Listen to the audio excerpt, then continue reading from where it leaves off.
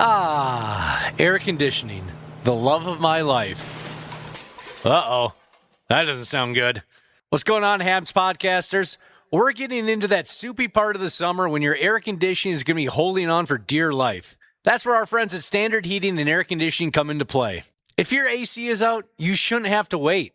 Standard prioritizes homes without cooling, so they got your back. With over 70 trucks on the road, they're ready to make you comfortable fast. That's better. Schedule now at standardheating.com, providing the comfort you deserve since 1930. The 93X Half-Assed Morning Show. 93.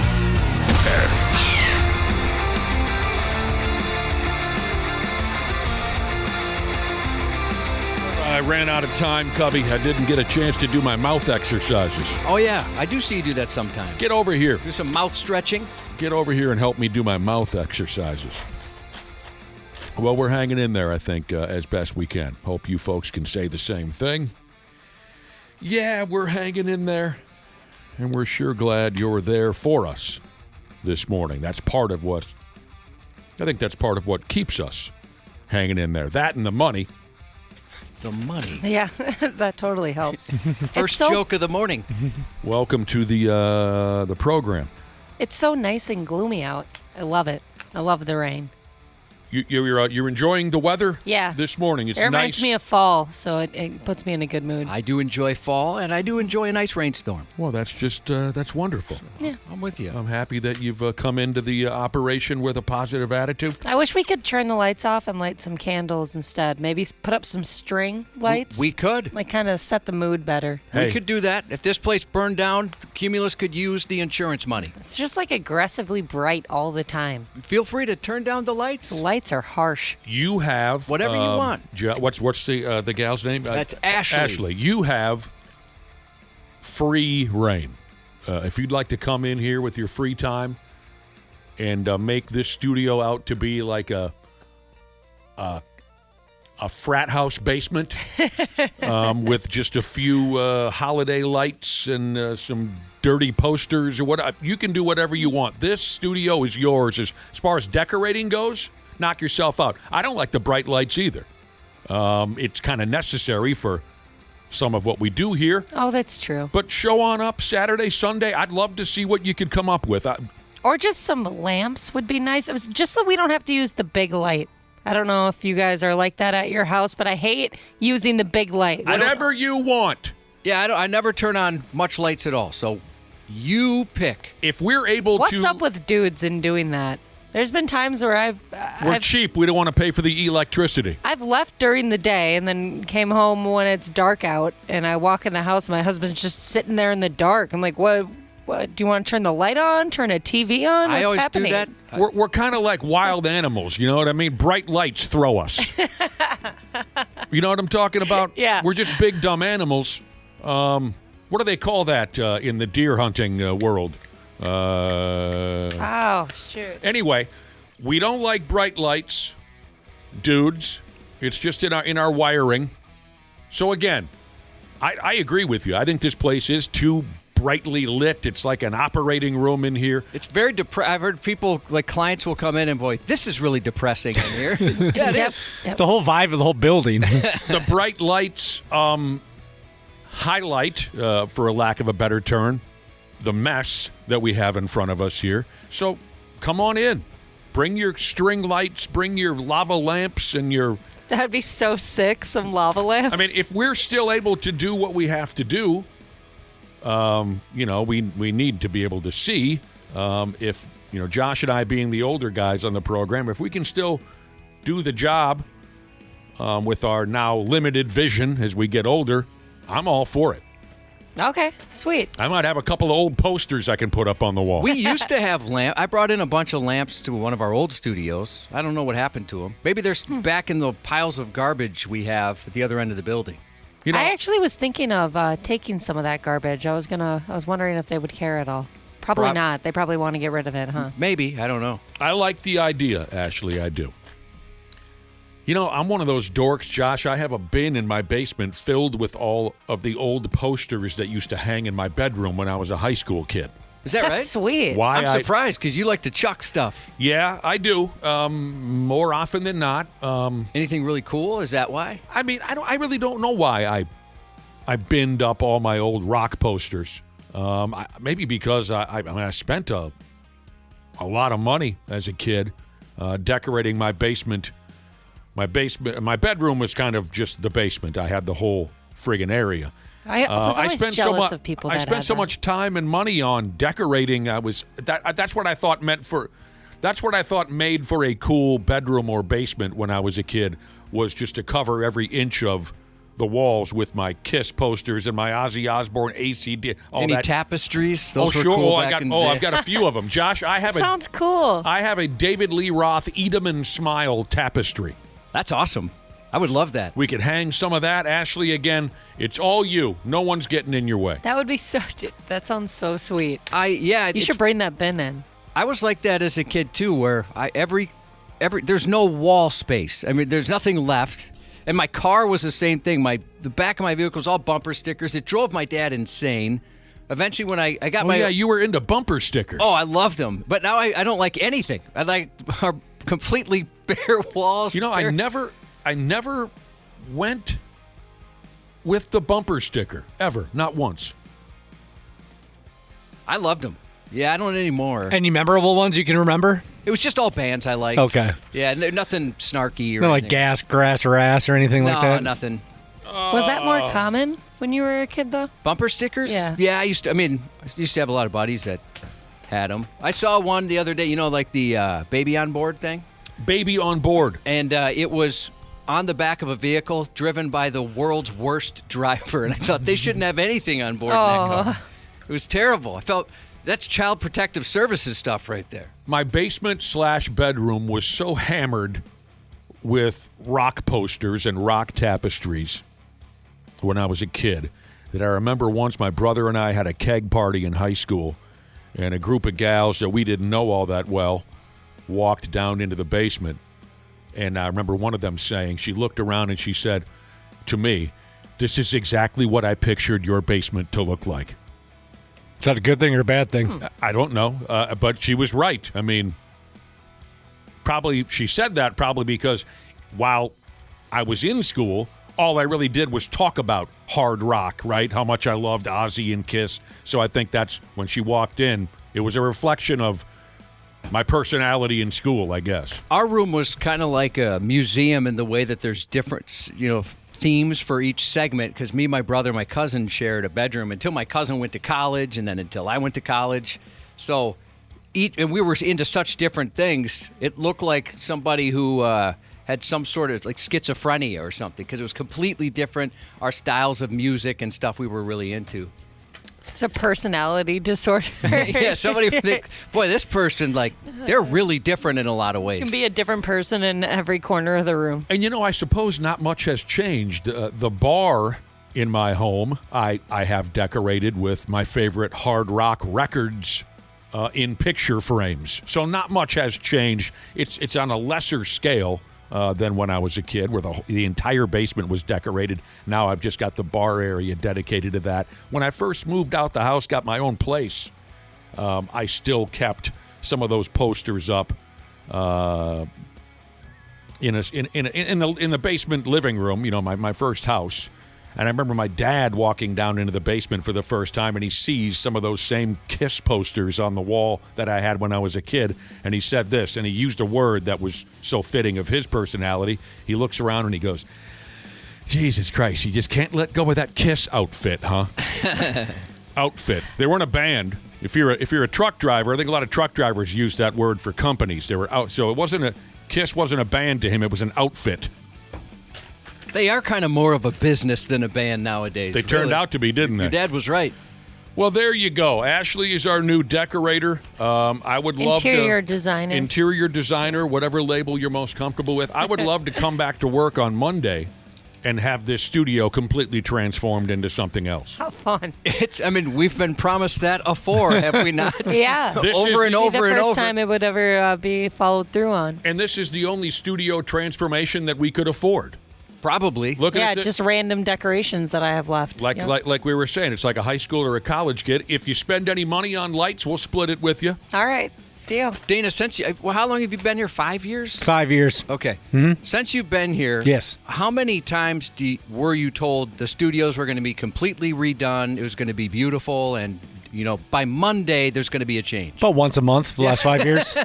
That's about right. No, honestly, it is. Yeah. They keep dangling that carrot. Yeah. I've been excited about it. I fall for it every time. Mm-hmm. I've stopped falling for it. It's never going to happen. Yeah, it's funny. You see, like, some other studios, like local radio stations, they'll be on TV or whatever, and they show the studios, and I think, man, that's nice. Yeah. They got a nice really setup. nice. No, there was one recently where a station across town, they did look at our new studio. So they show it, and I'm like, wow, that looks fantastic. That's gorgeous. That was the before. And then they reveal the after. And it was so much like, I thought the before was their new studio. I saw that. Was that KS95? Yeah. Yeah. Awesome. They're showing that. I'm like, oh my God, the thing's gorgeous. And then that was like the reveal then to show, look how bad it was and look how nice it is now. Will you put a window in here, Ashley? That'd be great. Yeah. I think that'd be like therapy if we could. I can figure out how to do that, I'm sure. Oh, wow. A couple Like people. a skylight.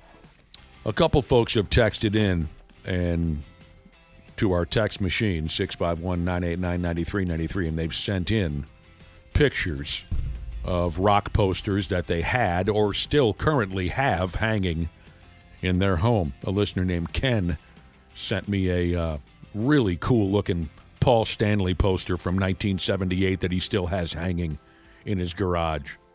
That was my makeup, dude. That was just... I thought that was just how a dude expressed himself back in those days. Put up pictures of your favorite rock stars so folks know who they're dealing with. Hey, look, yesterday we made the official announcement that our Independence Day booze cruise is sold smooth out. And we're very thankful for that. You folks sold the sumbitch out in record time. And just the first of many reminders, we're planning on going through with an attitude shirt contest on the boat. We got onto the subject of stupid attitude shirts the other day. I think a listener was the one who came up with the idea, texted in with the idea for a contest on the boat for best, worst, stupidest, whatever attitude shirt. And we thought, why the F not? So if you bought a ticket, if you're joining us on July 10th, feel free to show up with your best, worst, favorite attitude T-shirt. The dumber, the better. And as we discussed a day or two ago, most of them are really effing dumb. So it should be something to see. Yeah, this will be fun. I'm looking forward to that. I got mine already. Oh, did you? I was going to buy you one. No, go ahead. Go ahead. I mean, not that I want you to spend any money on me. You spend way too much money on me as it is, but I would love to see your ideas. You always have great ideas. Okay. Well, yeah, I don't want to step on your toes. No, you're not stepping on my toes because it just so happens I was gifted an attitude T-shirt, I think on my birthday a year or two ago, and it just dawned on me last night. Well, if I need an attitude shirt, I have one already. It's very subtle compared to most, the one that I have hanging. So I'd love to see what you could come up with for me, Josh. It was more like, it's not hilarious or anything, but I just think you'd absolutely love it. I'm sure I would. If it's a gift from you, if it's something that you find funny, I bet I will. The one I have hanging, I don't mind spoiling it. Who cares? I like to play pocket billiards with my pals on Saturday nights, and so this pool shooting buddy of mine got me a T-shirt, Josh, and on the front of the T-shirt it's a rack of billiard balls and a couple of cue sticks crossed over each other, and it says on the underneath, Josh, it says, "The talent has arrived." That's great. But like I said, that's very subtle. Now, here's the deal. If you want to get involved in this, I don't know how detailed we'll get with it on the boat, if we'll get 5 finalists up in front of the crowd and have the crowd vote. It all depends on how big a response we get. But if you plan on getting involved in our attitude shirt showdown on the boat, there are going to be some friggin' rules. Be reasonable, for Christ's sake. Nothing wildly offensive. Let's be adults about this. I think that's a fitting slogan for our 20 and 26 Independence Day booze cruise. Let's be adults about this. That's the slogan. Yeah, we don't need any hateful messages. No or anything. hateful It's crap. supposed to be a fun event. No politics. Save that crap for a different party. We don't want any of your political crap messing with our good time. Use good judgment. We're looking for laughs. The Attitude Shirt Showdown is what we're calling it, Josh. That'll be fun. Yeah, I don't know if maybe the web department can. Well, maybe that'd be going too far. I was going to say maybe if folks wanted to send in pictures of themselves wearing the shirts, we could have people vote on the finalists. I don't know if that would ever happen. I like the idea, but I don't know. Maybe that's. I think I'd be too lazy to take a picture of myself and send it in. We can just pick a winner on the boat. Sure. Pick a winner and a loser and somewhere in between on the boat. God, this Paul Stanley poster is cool, Josh. Did you see the one I'm talking about? Yeah, that is cool. He was cool when he was young. Anyway, yeah. Harry Saturn Jesus just sent a picture from 10 years ago on the boat, and he's wearing a shirt that says he loves the C word for gentlemen with an arrow pointed to one side. And it's to his friend. Yeah. Like, so whoever's standing next to him. That's the person that loves the wiener. Yes, it's going to be, maybe it's to steal an old song lyric, Josh, seeing how we're going to have an Attitude Shirt Showdown on our boat party. We're going to party like it's 1999. I know, we really are. Because that's pretty much the time period when every swinging D in town had some stupid Attitude shirt. It was around 99, 2000, 2001. And then was it kind of after that the Too Tight Ed Hardy shirts were really popular? Same, right in that wheelhouse. Yep. Oh, Yep. that's bad. It was a tough time, Ashley. You know what? Sometimes I feel bad for young people in certain ways. And Dana, I feel bad for your age group because when we were younger, nobody knew how to fight, really. There's a couple people that did. And a fight, when it was over, it was over. But when you got to about fighting age, everybody knew how to fight, thanks to the UFC and things like that. Everybody's taking lessons. Everybody can kick ass. And sometimes it doesn't end when the person hits the ground. And people are just looking for a reason to fight, too. And that UFC era when the UFC popped in. I know I am. Looking for a fight. I don't have a name here, but this person sent in a shirt that it just says insert cheesy bread with an arrow pointing up. That's pretty fun. That's awesome. It'd be Bosco sticks for you, Ashley. Yes. Anything with cheese. An arrow points to their face, and it says insert cheesy bread. Cheesy bread. Perfect. See, that's so cute. I like stuff like that.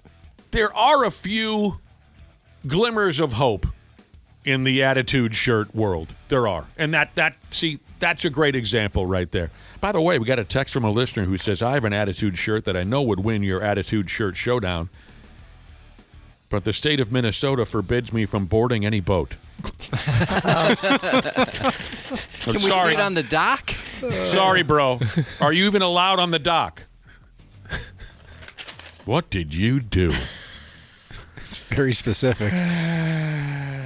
This is going to be, I think this will add a little fun to the situation. I got to be honest, I've known of these shirts, but I've never heard them called Attitude shirts until you guys referred to them as that. Oh, is that what old guys call them? I don't know. What do you call them? We didn't really have a name for them. Oh, okay. Maybe that's how I've always referred to them and always heard, but maybe we're wrong. No, I'm sure you're right. I just hadn't heard it before. The 20 and 26 Independence Day Booze Cruise, the slogan, let's be adults about this. That gets you excited when you hear a slogan like that, doesn't it? Yeah. If you're our age, yes. Yeah, that gets you excited. If you're Ashley's age, maybe not.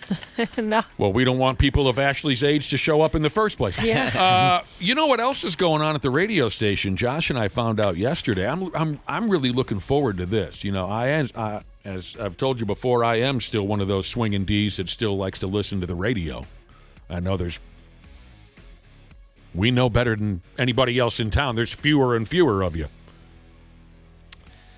My friend, you guys call him your boss, I call him my friend, Derek, our program director yesterday, told us that sometime around Independence Day, is this correct, Josh? 93X is going to put together a little segment where they're going to, since it's the 250th anniversary of our country, 93X is going to do some kind of the 250 greatest songs by American artists. The American 250 is what they're calling it. I've heard the ads played. Oh, you have? Or the promos played on the station. Oh, I'm glad there are promos running because suddenly I thought, what if this doesn't happen and I'm making No, it's going to happen. Okay. I should be more clear. The 250 greatest rock songs made by American artists. That sounds friggin' fun. Yeah, he was pretty stressed yesterday trying to get this thing all put together. That's a lot of work. Jesus. 250 friggin' songs. But you can help. If you go to 93x.com, you can see a list where you can suggest 5 songs you think should be on. Really? Yeah. That's great. Which would be greatly helpful, and then, you get to be a part of it. I got to go on there and vote. I wouldn't want to be the one that has to sit down and collect 250 friggin' songs. So he was sweating, thinking, oh, my gosh, this is a big project. He's going to lose his friggin' mind. He's going to hate American rock music by the time this is over. I told him just cheat and play, Appetite for Destruction, or just go just find a whole album from an American artist. I bet there'll be a few singles off that Appetite for Destruction record. Guns N' Roses, right, Josh? Yeah, it's the band I know. Appetite for. We got a lot going on around here. So there you go. Nail Gun Jesus says there was attitude buttons that you could, like hockey moms would pin on their shirts. Sure. Attitude buttons. I missed that movement. I haven't seen that either. Oh, like the pieces of flair at the restaurant and Office Space. She had all those buttons on the shirt, Yeah, you need more flair. We need more flair. TGI Fridays did that. Yeah. I'm sure that's the reference. I suppose, yeah. You're right. It's same as someone who had to wear flair. I never saw that from anybody, an attitude I haven't either. button. All right, this is funny. Hauling Your Equipment Jesus sent in a picture of a T-shirt where Jesus looks exasperated. He's just very upset, and it says, OMG, you guys, that is not what I said. That's perfect. That is very funny. No, that's not what I meant. No. What do you got in mind, Josh? What kind of a statement do you want to make at our Attitude shirt boat party? Well, I wanted something funny and patriotic, and I thought idea. just a couple of them that I wanted to get. I don't want to ruin it quite yet. I get it. But just know when you see a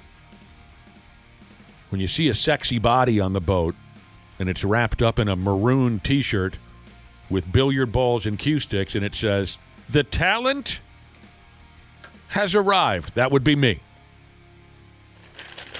Unless, of course, the shirt that you get for me is even better than that. Then maybe I'll wear your shirt and I'll tuck the other shirt into my waistband and I'll show that. I don't know. Whichever you like. Hang it over the I'll side. have to get a new one because this is fun. I like looking at them. Don't you be worrying about Attitude shirts. When I got into that, you have a greater responsibility. which is decorating. Decorating the studio. Yes. Yeah. I got introduced to like that kind of stuff, like that Attitude shirts and stuff from Happy Bunny. Some listeners in the audience might know what that is, but it was like a big thing when I was younger. It's like this stupid drawing of a bunny, and it's just like a happy little person, yay! But then it says something under it like go F yourself or something. Yeah, like I know how you feel. I just don't care. I hate everything. Okay, so the contradiction there is Happy Bunny, but he's got something smart ass to say. Yeah, some of the stuff got really, really bad. I was surprised my mom didn't yell at me for that kind of stuff. But yeah, I had the posters all around my room. You were totally into the Happy Bunny. Yeah, it was a whole vibe. All right, Wolfpack Softball Jesus sent me a photo. They went to a family trip in Mexico last month. Wow. And they all had Attitude shirts on. There's a woman. There's a picture of some foliage that says, "My bush needs a trim." A girl has one that says, "0 days since I last sharded." See, that's where I start to get aggravated, but I understand some of you find that type of thing funny. 0 days since she last sharded. Sharded. This one says, "Ask me about explosive diarrhea." I have pubic lice. I eat bananas. That's the end of that one? Yeah, I that's have it. Yep. I eat bananas, not for the taste, but I'm sorry, I screwed that up. I eat bananas for the shape, not for the taste. And there's a grandma-age woman here, has a T-shirt that says, retired porn star. Oh, here's another. I didn't even see this other one. I'm not a good wiper, this shirt says. Oh, God. That's Yuck. outstanding stuff. So I'll go get in the pool. There's one more on here. I can't read it. I can't, meaning like I literally can't tell what it says. Well, if that's just a taste of what we're going to get come July 10th, then we're going to have nothing but laughs, wall to wall. Well, I should say bow to stern. I'm so excited. Okay, I can Take read it the easy. shirt now. Oh, I shouldn't be that excited. Just take it easy. Here's the last shirt. I just zoomed in. It says, okay, chat, how do I uncrap my pants? Did they I've been there. How do you reverse There this? is no Can't. way to reverse that. There's got to be a way to reverse Nothing it. you can do, Josh. Not even through prayer? I even took a big, deep breath in. Yeah. To try to suck it back up. Nothing you can do about That's a it. terrible, terrible feeling. Does the shirt have to have words on it? Because I saw some ones with funny pictures.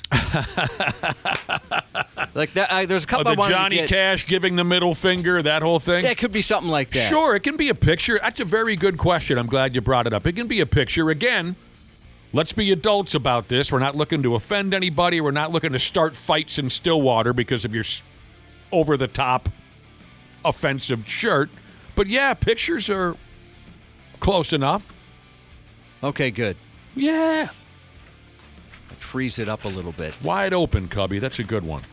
She's wide open. I'm looking forward to this. That'll be fun. You ought to. Yeah. You ought to be able to look forward to something. Finally, right? Yeah. Been a while since we've all looked forward to anything.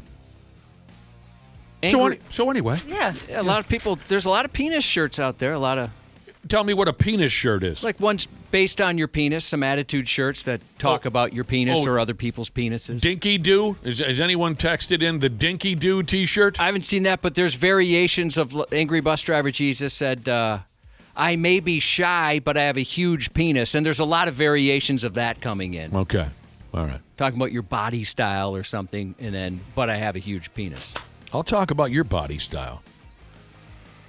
I will. All right, so there you go. We've got that in the mix, and we'll continue to remind you as we get closer and closer to the party. Now what? All right, sorry. Book Nerd Jesus sent in a photo of her 2-year-old son's camping shirt. Mm-hmm. Right, and it's got a couple people grilling hot dogs over an open fire. Sure. And it said, it's all fun and games until someone burns their wiener. If I saw a 2-year-old wearing that, Cute. I'd want to high-five the kid. That's I love hilarious. it. There you go. See that? That's adorable. All right, let's get moving. She's our Wednesday broadcast, but maybe we should let the cat out of the bag. It's more like a Thursday broadcast because we will be taking Friday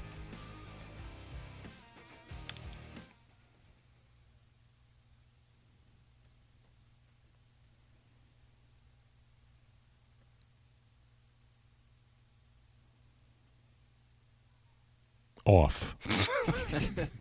I forgot about that. I remember that on the way in yesterday. Yeah. So tomorrow's Ultimate F-Off. It's been a long time since I held my breath for that long. Yeah. You know, you don't have to hold your breath. I held my breath. It's Did you really? That's the longest I've ever. You know, it's weird. I do too. And why? Why do I hold my breath? I don't can know why just like press this button right here and turn it off. And Part of the breathe. reason why I better not fall off that boat because that's as long as I could hold my breath right there. I was kind of hoping that, hey, you're off the air alarm would go off. I was just Yeah, thinking me that same too. thing. I think we were getting close to that. Yeah, Point. I bet a Still couple work? more seconds. Maybe would've some been folks good. didn't hear me. let's Today is try more that like again. our Thursday. Today's more like our Thursday than it is a Wednesday because we're taking Friday.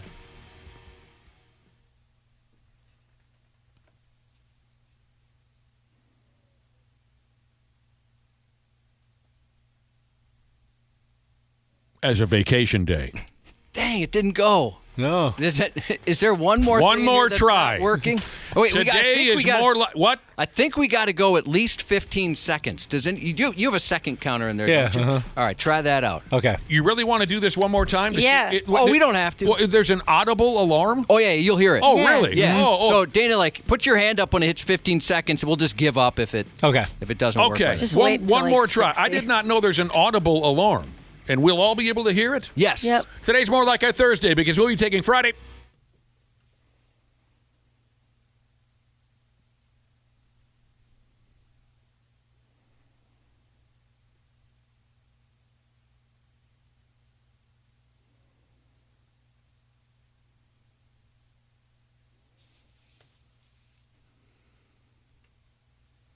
It's not working. Nah, that sucks. Nothing around here works. Off. We'll be right back. 93. Air conditioning. The love of my life. Uh-oh. That doesn't sound good. What's going on, Habs podcasters? We're getting into that soupy part of the summer when your air conditioning is going to be holding on for dear life. That's where our friends at Standard Heating and Air Conditioning come into play. If your AC is out, you shouldn't have to wait. Standard prioritizes homes without cooling, so they got your back. With over 70 trucks on the road, they're ready to make you comfortable fast. That's better. Schedule now at standardheating.com, providing the comfort you deserve since 1930. Years of hard work, and now you've got pain in your back, your shoulders, your knees, maybe your joints. You need help. Randy Shaver here with the answer. Dave Bialke. He's got over 30 years experience in getting workers' compensation benefits for people just like you. Don't suffer. Call Bialke Law today. 763-571-2410 or go to bialkelaw.com. That's BIALKE law.com. And it spells relief for you. What would you do if your online store converted 36% more shoppers? You could take 36% more vacation. Another pina colada? Yes, please. Open a new retail location with 36% more square feet. Fantastic. Hire 36% more help. You're hired and you're hired. Shopify has the world's best converting checkout, up to 36% better than other e-commerce platforms. What you do with those extra sales is up to you. Switch to Shopify today at shopify.com/listen and get a $1 trial. Shopify.com/listen. Stupid news on the Half-Assed Morning Show.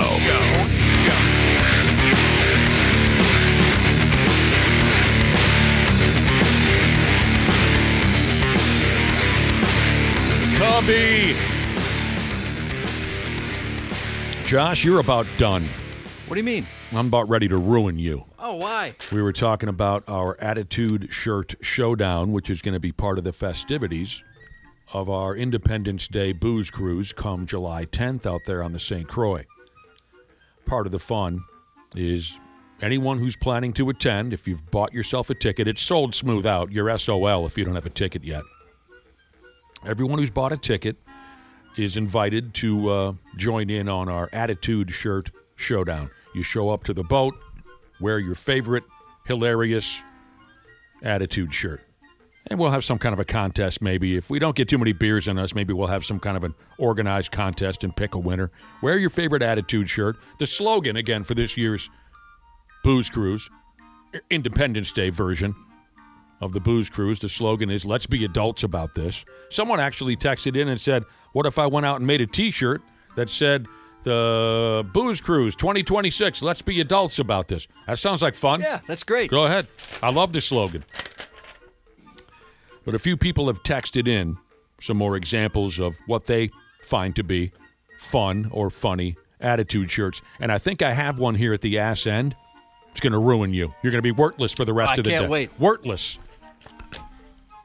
Well, first off, someone sent in a picture of, what the hell do I call this thing? It's like a little miniature human being, kind of a... Yeah, it'd be a child. A child? Mm-hmm. A baby? Yep, a baby would work. Smaller than the average human. It doesn't look terribly intelligent just yet.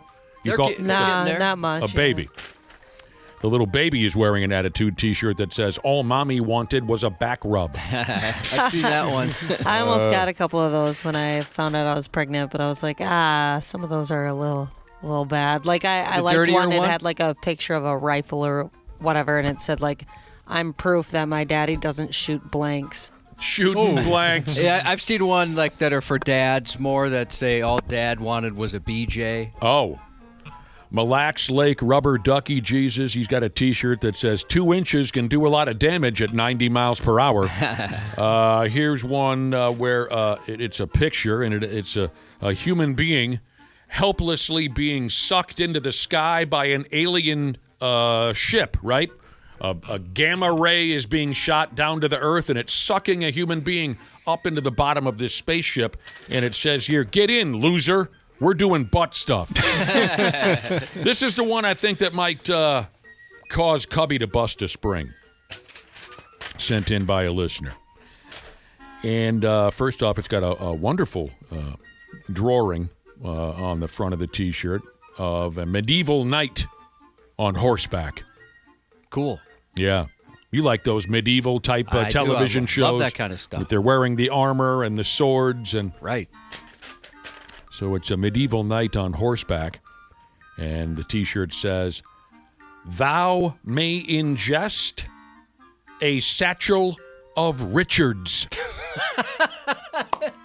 That's good. You can keep this. You can put that on the wall. That's so much more clever than just eat a bag of D's. It is. It's more regal in the delivery. You had me at thou, by the way. Thou may ingest a satchel of Richards. The word satchel is just funny for some reason, too. You don't hear that one very often. So again, if you're planning on joining us for the July 10th Independence Day Booze Cruise, bring an Attitude T-shirt, wear an Attitude T-shirt. We're asking you to be reasonable. We're asking you not to be wildly offensive. We're asking you to shove your political opinion up your ass.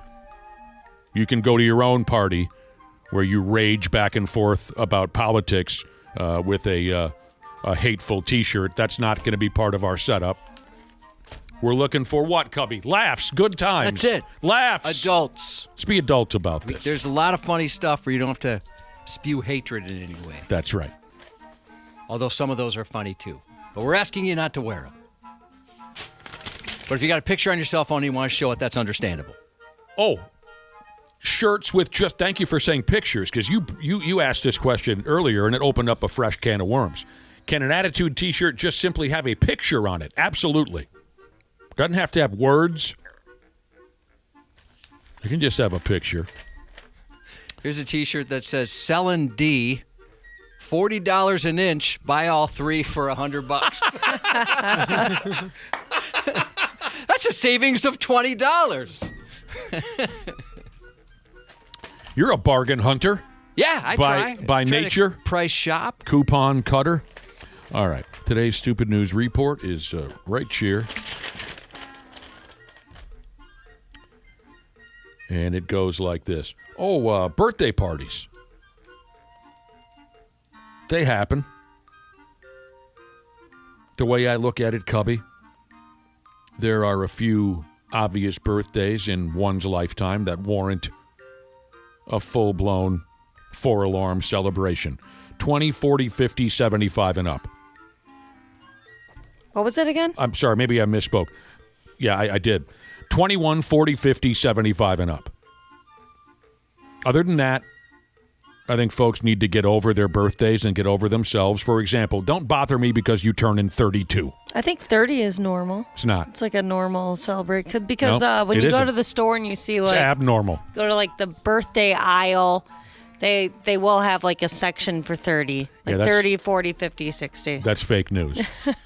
I can't. 21, 40, 50, 75, and up. That's it. Weren't you excited to be able to say, "Lordy, Lordy, now I'm 40"?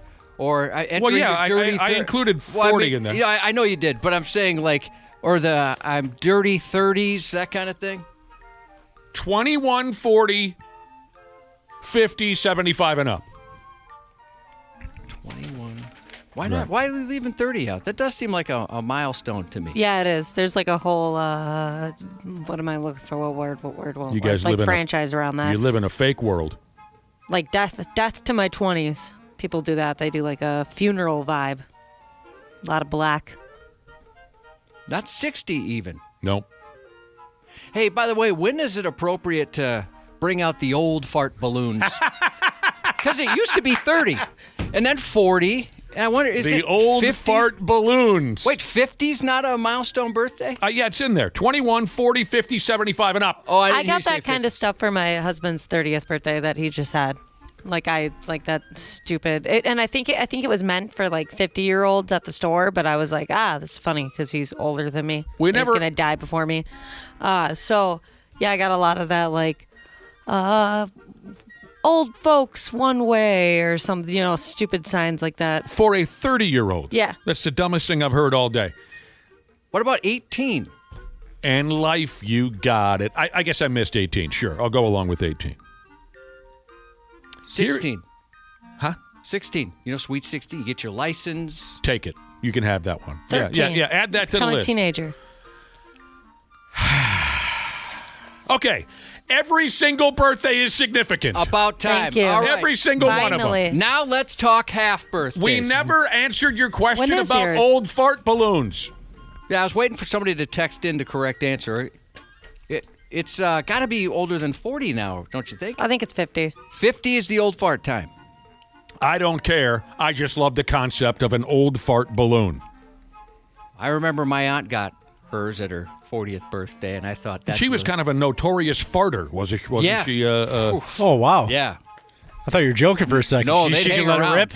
All right, fine. They're the ones that would linger, you Oh. know. Let me start this over again. Every single birthday is significant from the day that you are born until you are put into the grave. Yep. Yeah, about time. There you go. And all this talk about birthdays, nobody has acknowledged that it's my birthday month right now. My birthday month. Oh, you got a whole month? I got a whole month. It's my birthday month. Because your birthday is in 2 weeks. Yeah. A little less than 2 weeks. 13 days. Only got 13 days left in my birthday month. What am I going to do once it's July 1st and no longer my birthday month? Well, Ashley, don't you have a birthday week?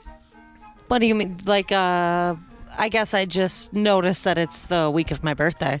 I don't really like go and do anything special. Oh, I Sadly. thought you had said before you wrapped a whole week around your birthday. No, I just like a notice. I guess I'm like, oh yay, fun. Like, be nicer to me, kind of vibe. For a whole week. Yep, What if we want to be mad at you the day after your birthday? that's fine. Okay, so that's it's just a November. week That's like ahead. a whole different ball game. Yeah.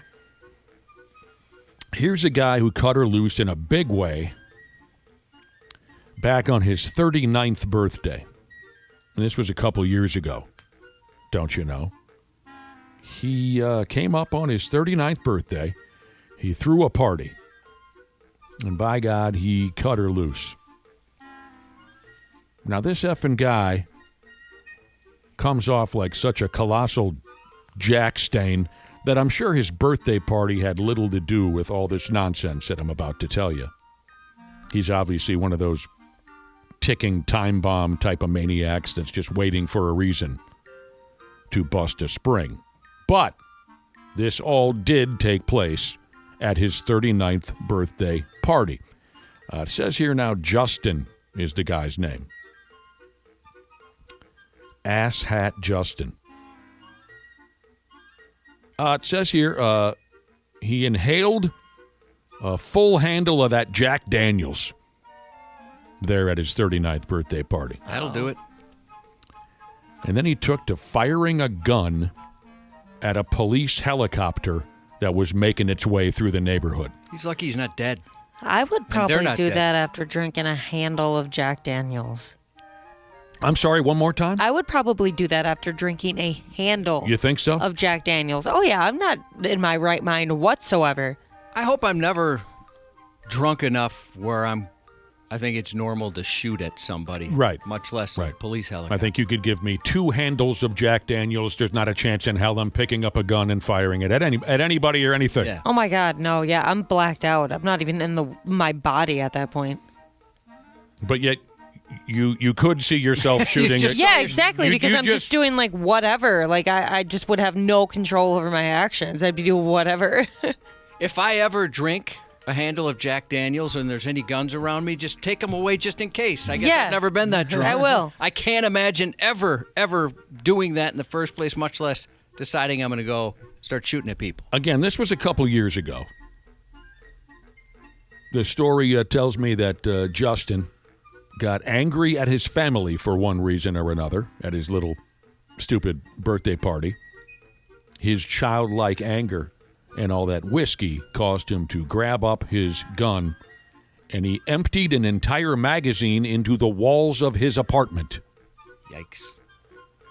His disgusted and terrified family called the cops.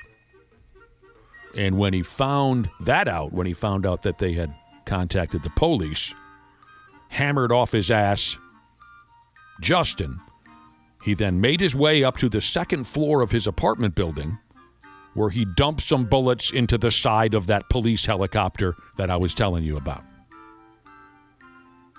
And like Josh said, I'm surprised to read this, but the story says that Justin shot at the police helicopter for over 20 minutes? In that amount of time, how was he not just killed dead by the cops? Yeah, I don't know. Over 20 minutes. He's rat-tat-tat-tat-tat-tat. Luckily, no one was shot dead or mangled beyond repair. Just recently, Justin was sentenced to over 9 years in federal prison. And the judge said, if your aim hadn't been so piss poor, you could have hurt or killed the individuals in that helicopter. So long, sucker, the judge said.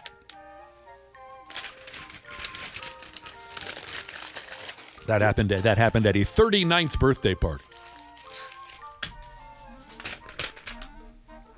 Personally, doesn't count in my book, but you guys see things differently. Oh, no, 39. We're with you on that one. Oh. All right, here we go. Last week, a highway cop in Arizona had to arrest a lady. Oh, what did I write down here? Highway cop in Arizona had to arrest a lady. This gal went on down the highway. She's in a motor vehicle, don't you know? She went on down the highway at a smooth 108 miles per hour. That's unsafe. 43, Cubby. 43 F me running miles per hour over the posted speed limit. Cops pulled her over. They asked her, what do you got in your pants? Why are you driving like that?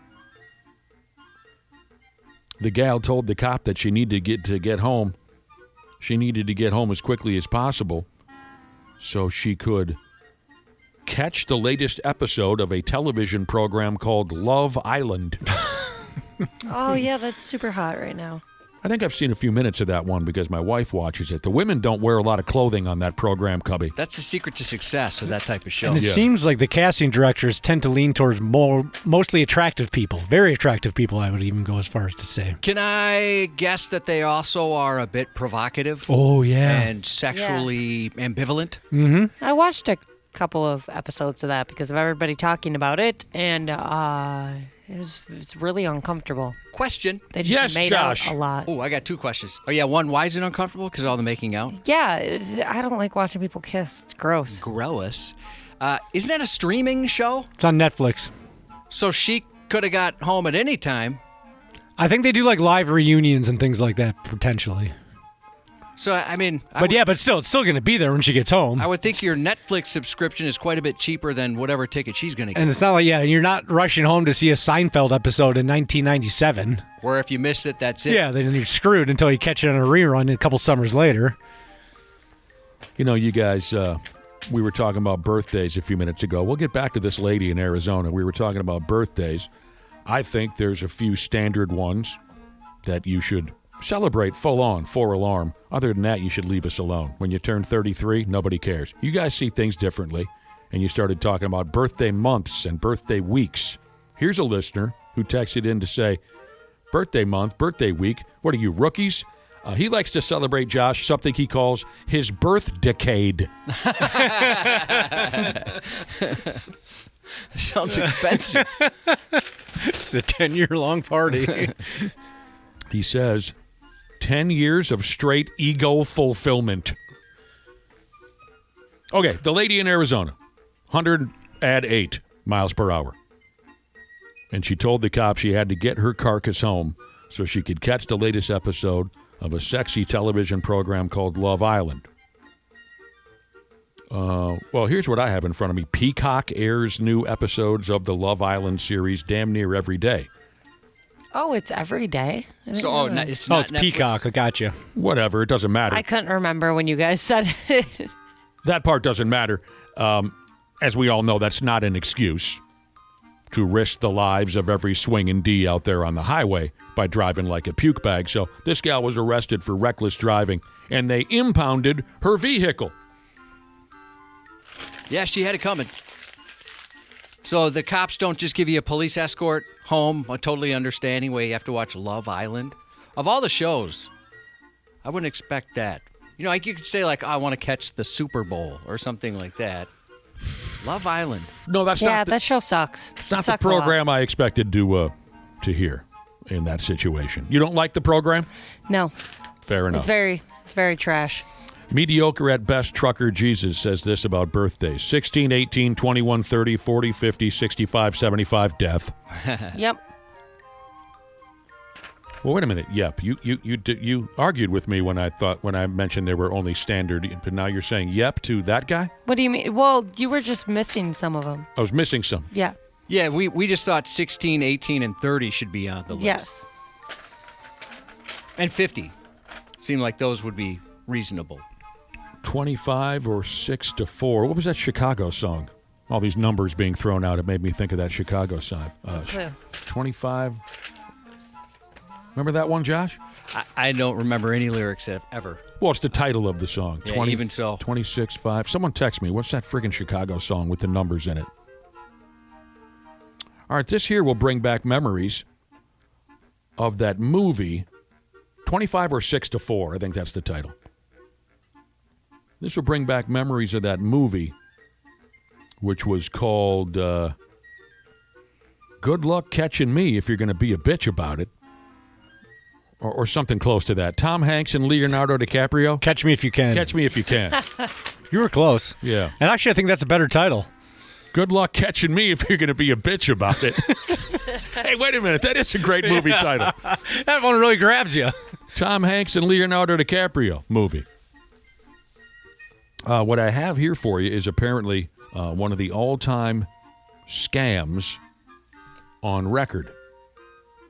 An Air Canada airplane pilot says here the sumbitch flew hundreds of flights, transported thousands of Canadians all over the damn planet, and all the while he had a fake pilot's license. Yeah, you'd hope they'd vet guys like that a little better. People are texting in saying 8675309. No, that was Tommy Two-Tone. The old Chicago song was 25 or 6 to 4. I was correct about. Okay.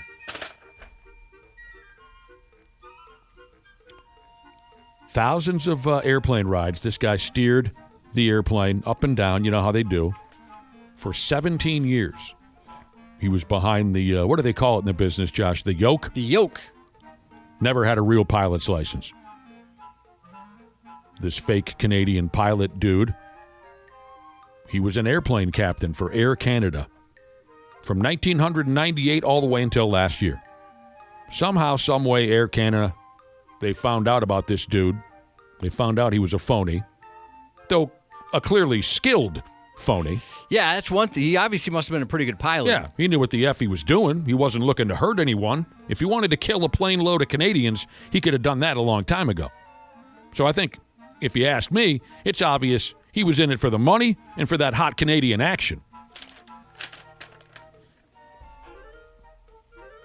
Canadian police arrested the dude a couple weeks ago. He's looking at charges of fraud. Air Canada is saying this now. They say they're trying to cover their ass a little bit here, and I totally understand that. They're saying safety was not compromised by this feller. All of their pilots must undergo mandatory training, reminder type things, right? They retrain these guys every 6 months to validate their flying skills. You know, every handful of months, these guys are. Did you use the word vetted, Josh? That's I don't know good. if I did, but Maybe that's word- not the right word, but they're, you know, this guy was retrained and trained and trained and trained, and he passed every test along the way for 17 years. So, like we established, he was a phony, but he knew what he was doing. They never had any reason to question him And I'm sure- until recently. If a co-pilot was concerned, they would have spoke up. Absolutely. So Air He Canada wasn't in there going, all right, real quick. Now, what do these two buttons do right there? right. Just stabbing at. What else did Air Canada say? They said throughout his employment, he was fully trained. This is just crazy. He successfully met or exceeded the required training, demonstrated a high level of competency to safely operate large aircraft. Now, there's no information here as to how he got his hands on that pilot license, how the hell he prepared himself for that job from the get-go. I mean, day one. Was he guessing on day one? There's no way he was guessing on day one. He would have killed everybody. Yeah, he obviously knew how to fly, but just didn't have the correct licensure. There you friggin' go. Now, what's it say here? Someone seems to know a thing or two about this story. It says he had a pilot's license. It just wasn't for passenger planes. Ow. Which is a federal crime. Okay, we'll see about that. All I read in the story was something about fraud. Powerline Jesus brings up a good point. To be a pilot, all you have to do is learn to speak really long-winded as you address the cabin. That's right.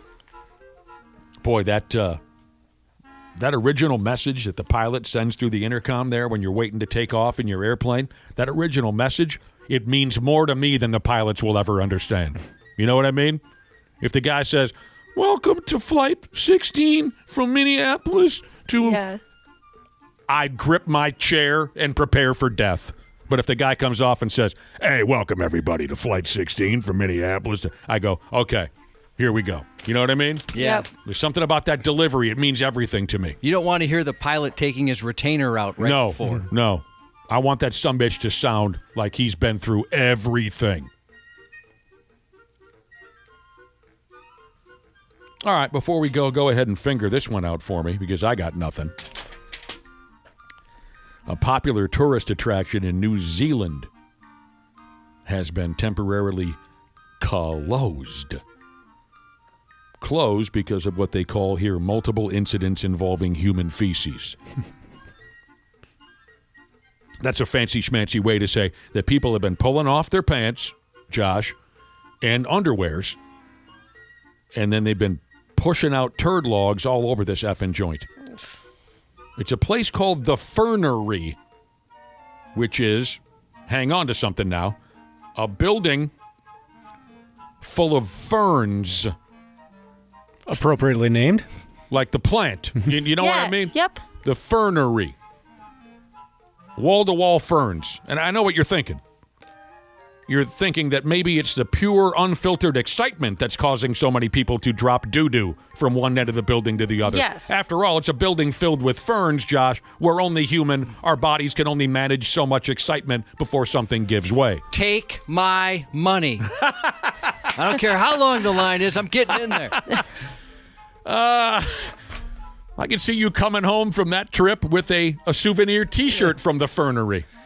Yeah, I looked at some of the photos in there thinking, well, maybe there's some ferns I've never seen before, and I'd just be mystified. But no, they all kind of look exactly the same. And I know this is not the point of the story, but how in God's name is a building filled with ferns determined to be a, quote, tourist attraction? That's how the story starts. A popular tourist attraction in New Zealand had to be... It's a building full of ferns. You're telling me tourists go to New Zealand to see this friggin' thing? Must be not much else to do. That's got partly the name, right? Yeah. Oh, the Fernery. Well, we better check that out. But again, that's not the point. The folks I'd check it out. You're going to check out the I would Fernery? check it out. I would. Get Josh a T-shirt, an attitude T-shirt. Josh, before the story is over, you need to create an attitude T-shirt related to the Fernery. Well, I want Ashley to get me one. Be surprised. Yeah, that's more fun. No. Yeah, I want her to come up with one. Ashley, before the story is over, you need to come up with an attitude T-shirt related to the Fernery that you can gift to Josh. Okay? Use all your creative skills. Oh God. Okay. Stressed. So anyways, the folks who run this nightmare, they say everywhere they turn these days, they're finding a fresh stack of human stool. And obviously, they can't allow people to walk around in that kind of thing, so they have to keep closing the joint down. and then they got to call the new guy because the new guy always gets stuck with the job, right? New guy's got to clean everything up. The Fernery folks also say that there are plenty of bathrooms there. So does anyone else think that social media clowns might be the top suspect here? Probably. That this is the latest teenage virgin online challenge?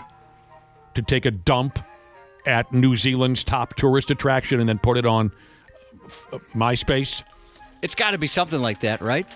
I mean, most reasonable people aren't going to do that, or even just hear about it from a buddy and say, yeah, I'm going to take a crap in there. I'm going to really save one up. The cops are on the case, Josh. The new cops, of course, are on the case because veteran cops have better things to do, right, than to track down people who take at the Fernery. Yeah. So the new cops are on the case.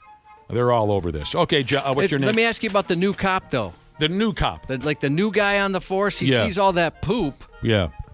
There's a good chance he's going to find himself in the corner puking his guts out. But he's going to try to man up for now and hold it in as best he can. Okay, Ashley, you were challenged by the end of this story to come up with an attitude T-shirt related to this tourist attraction in New Zealand, which is filled with ferns. It's called the Fernery. What do you got? All right. You guys ready? I think we have to be. I'm gonna really regret that we didn't have Josh handle this, aren't I? Don't be so fern sensitive. Yeah, like the F word, like a fern around it. What if it was just something stupid like the Fernery? Not a single fern in sight. I had an idea. Remember what was his name? Fern Hub. Oh, Fern Hub's that's not good. bad. How about that? Yeah. What the hell was his name?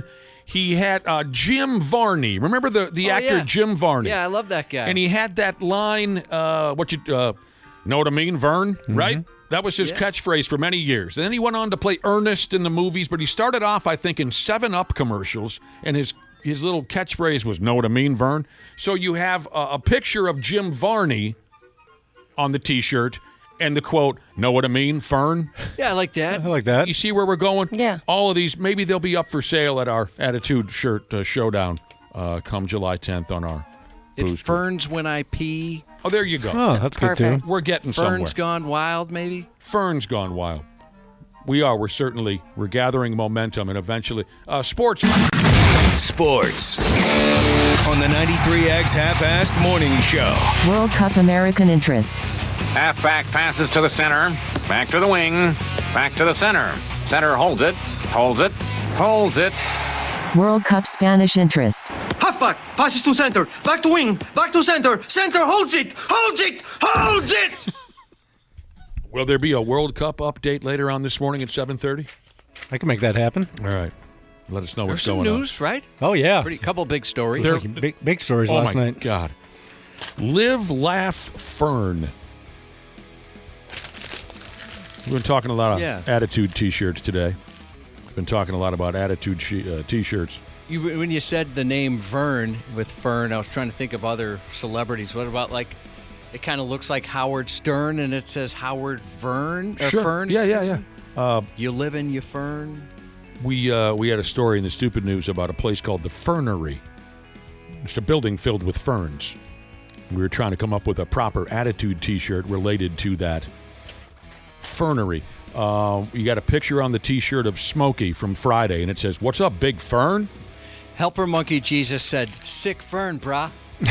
That's a good one for the Sick Fernery. Fern? Yeah. That's perfect. Maybe one of the ferns, Josh, has a wig on its on the top of its the top of the plant, and it has an L, and it says LaFern and Shirley. Oh yeah, I saw that one. That's a good one. People are making AI versions now and sending them in already. Of course. I'd like to see Fern around and find out. If you ain't earning, you're fernin'. I don't know if I know the real slogan that is being parodied there.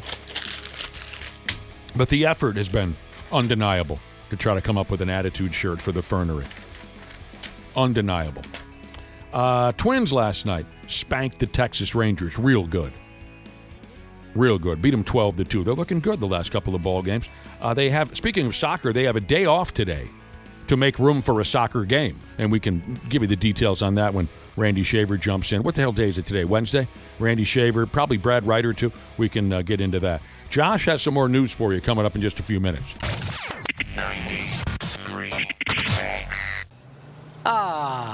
Air conditioning, the love of my life. Uh-oh, that doesn't sound good.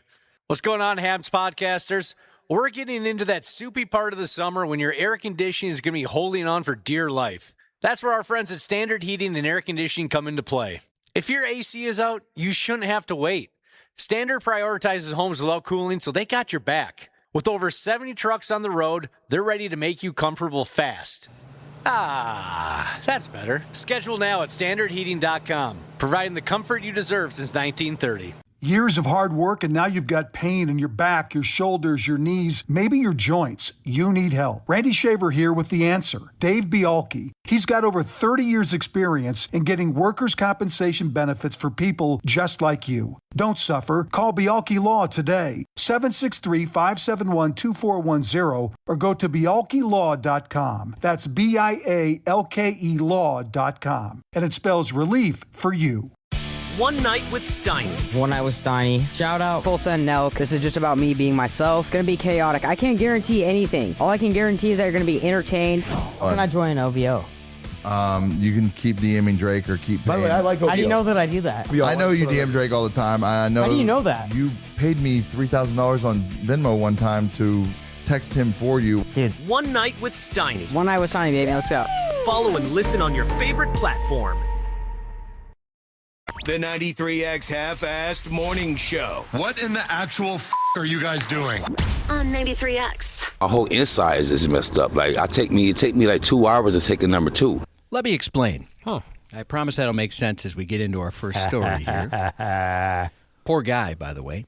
What was his last line there?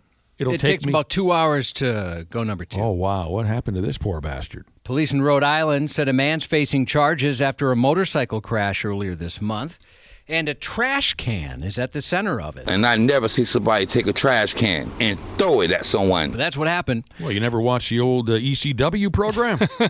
Accounts differ on exactly what happened before the collision. Some witnesses said the motorcycle was doing donuts in the intersection moments before the crash. Others said the rider simply made one pass up the road.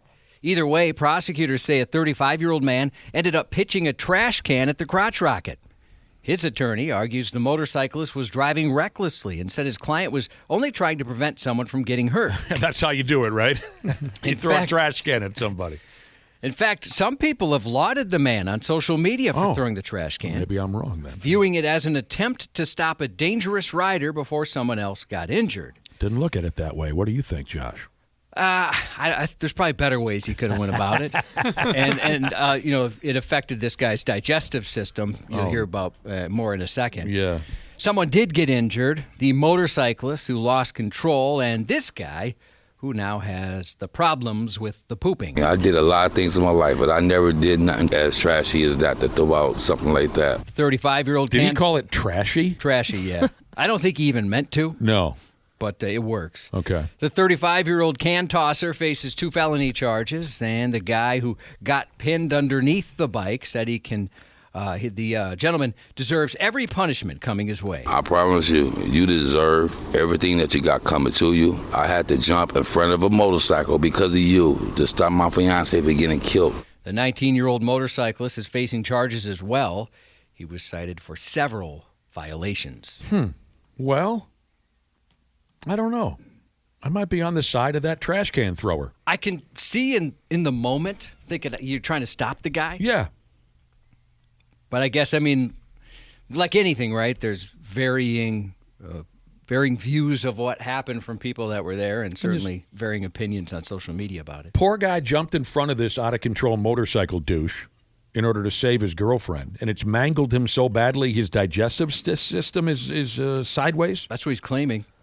Oh, wow. Well, that's no effing good at all. It seems like the dude just didn't think far enough ahead, right? And then realized afterwards, like, oh, crap, I caused exactly what I was trying to prevent.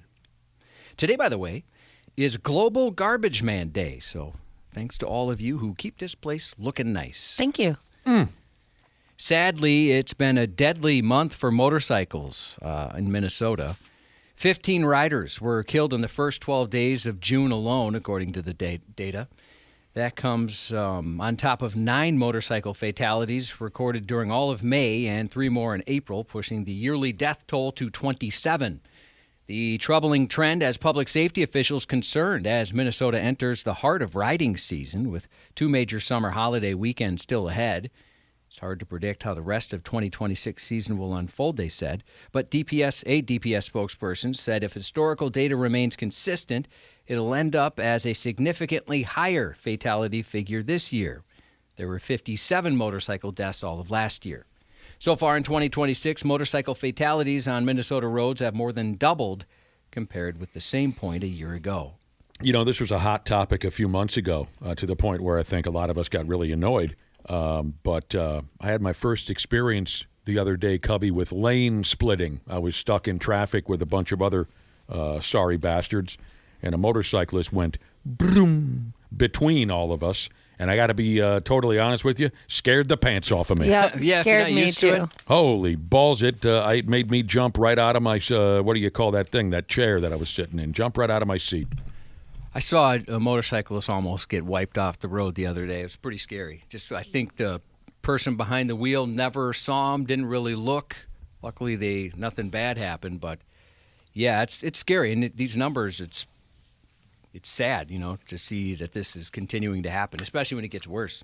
I sure am glad you're not wandering around town on one of those things anymore. I miss it sometimes, but yeah, I think I'm too bad of a rider. Probably at this point, I'd end up killing myself.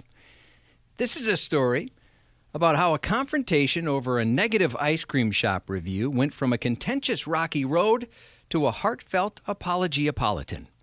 Married Alabama ice cream shop owners Mallory and Ryan Goldman are facing charges after they melted down on a customer during a caught-on-camera confrontation over a 1-star review he left for their business. Just didn't have a good experience, so I wrote a bad review. Daniel Smith was confronted by the owners of the local Scoop in a McDonald's parking lot 3 months after he complained online the shop employees botched his order.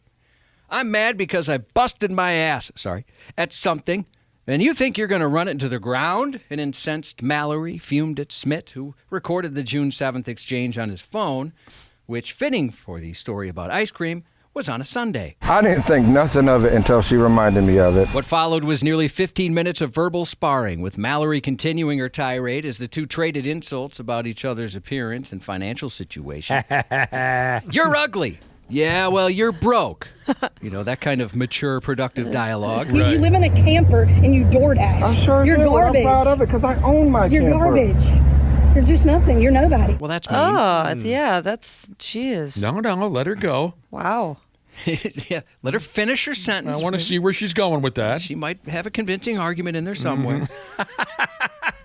Then the ice cream lady issued a chilling warning. Ever worry about the local Scoop again, okay? I can do whatever I want. You shouldn't, though. It would be in your best interest not to. Oh, boy.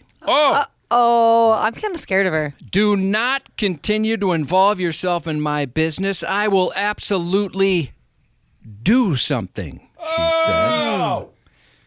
Eventually, Mallory's husband, Ryan, arrived on the scene and joined in. Jesus, here comes Ryan. At some point, knocking Smith's phone out of his hand and then stomping on it. Smith, a DoorDash driver, said when he left the review in March, he didn't think twice about it until he and Mallory crossed paths at a stoplight. Oh, that's where they crossed paths? Yeah, she recognized him. How the hell did she? Okay, go ahead, sorry. Smith, again, this is 3 months later. Mm-hmm. Smith agreed to meet her in the parking lot after dropping off an order, and that's where the Smith hit the fan. Obviously, to build that business, you have some mental issues No. that would cause you to get mad that I left a review on your restaurant. Following the confrontation, Mallory was charged with harassment and criminal mischief, while Ryan was charged with harassment. Since the video was posted, she said there have been death threats, and she accused Smith of harassing her and her business online for months. The ice cream shop has lost its supplier, and the video continues to gain traction online, all of it a consequence of something both sides now regret. Thankfully, there is a refreshing twist.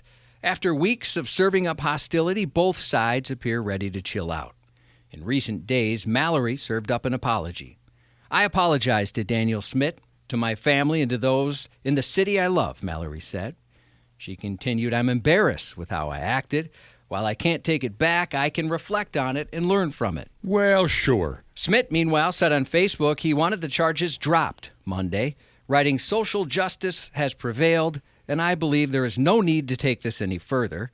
For his part, Smith also expressed regret over his own behavior. I am ashamed of my actions, and I apologize to Miss Goldman if I made her mad or whatever, and, at the end of the day, we're going to move on from this, And just like that, a dispute that started over a scoop of ice cream ended with both sides swallowing a spoonful of humility and eating a little humble pie. Well, god dang, Josh, that story just makes me feel good all over. Doesn't it? Yeah. Yeah, it started out pretty horrible, and both of them are saying, you know what? Hey, I could have handled that a lot better. That's good, at least. Maybe we humans have a slight chance. I mean, it's very slight. It's very small, Nick. You know it. But maybe we got a shot.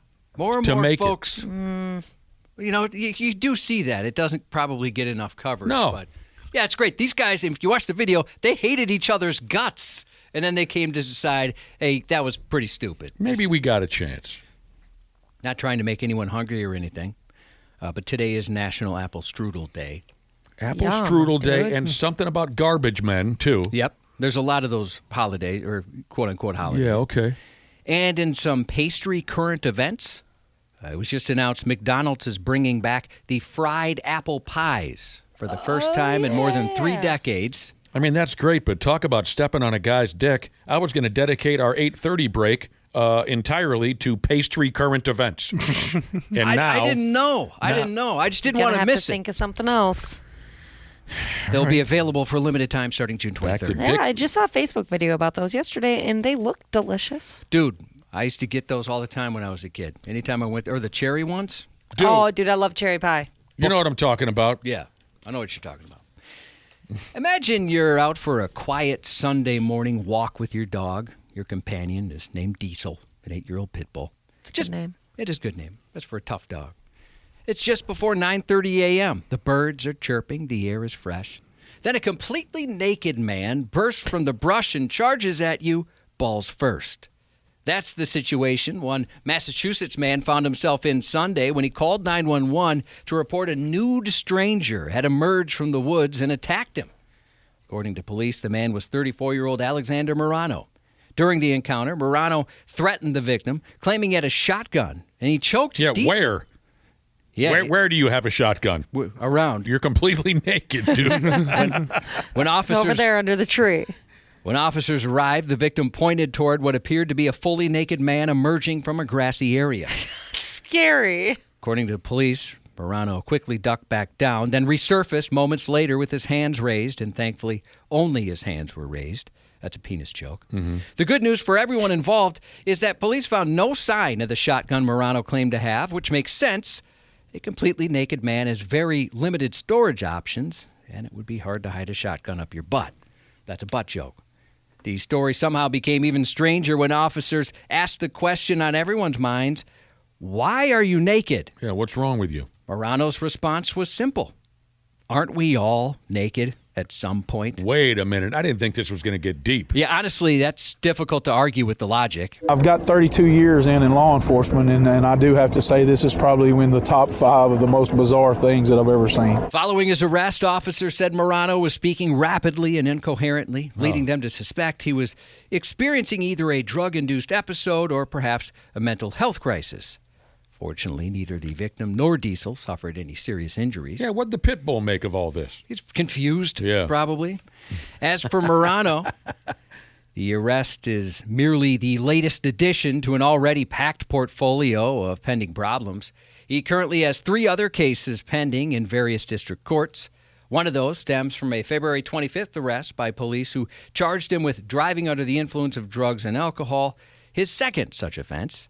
Police encountered him after he drove his car into a snowbank and continued driving on 3 tires. Drove right into a snowbank. During that arrest, he repeatedly insisted he was a child of God, which, depending on your religious beliefs, is true.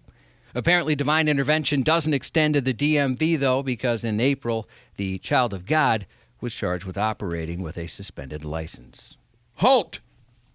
Stay where you are. I am a child of God. Oh, we didn't know. We didn't know. Yes. On your way. Of course you did not know. That's between me and God. But you guys weren't expecting him to make so much sense with why he was naked, right? Not at all. No, We all are. Yeah, at some point. Deep down. At some point. Poor child of God. Poor Diesel, though. No, that dog. Oh, yeah. And he's lucky he didn't get his wiener bitten off or something. Oh, my gosh. Yeah. If I was going to wrestle a dog, a pit bull would be towards the bottom of the list. That would be the last. Or no, maybe a Malinois would be the last, but yeah. A right mountain behind them. wow? A Malinois? Malinois? Those are like the German Shepherds on steroids, basically. Got a Rip lot of your cop face dogs. off. A lot of cop dogs. Uh-huh. They're badass. A buddy of mine actually just got 2 pit bulls. He named them Timex and Rolex. They're his watchdogs. Tennis star Venus Williams is 46 today. BT Dubs, Venus and Serena Williams will play doubles at Wimbledon for the first time in a decade. 2016 was the last time where they picked up their 6th title. SNL alum Will Forte, a.k.a. McGruber, 56. I love that movie. I haven't seen it. It's so stupid, but it's so lovely. I really liked MacGyver that it was based on. I've seen some of the SNL skits, but I haven't seen the movie. Director Bobby Farrelly, one half of the Farrelly brothers, behind comedies like There's Something About Mary, Kingpin, Dumb and Dumber, Shallow Hal, and The Three Stooges, and Dumb and Dumber 2, of course, is 68. Big day for hashtag Ken is real, as today marks 4 years since his liver transplant and doing great. Liver transplant? Deep Dickens, he didn't need it. He just requested it. That's aggressive. You can do that? Yes. Yeah, if you want a new liver, you can just request. I'll put in a request. Yeah, why not? Deep Dickens Jesus texts to say he feels he needs to give a PSA.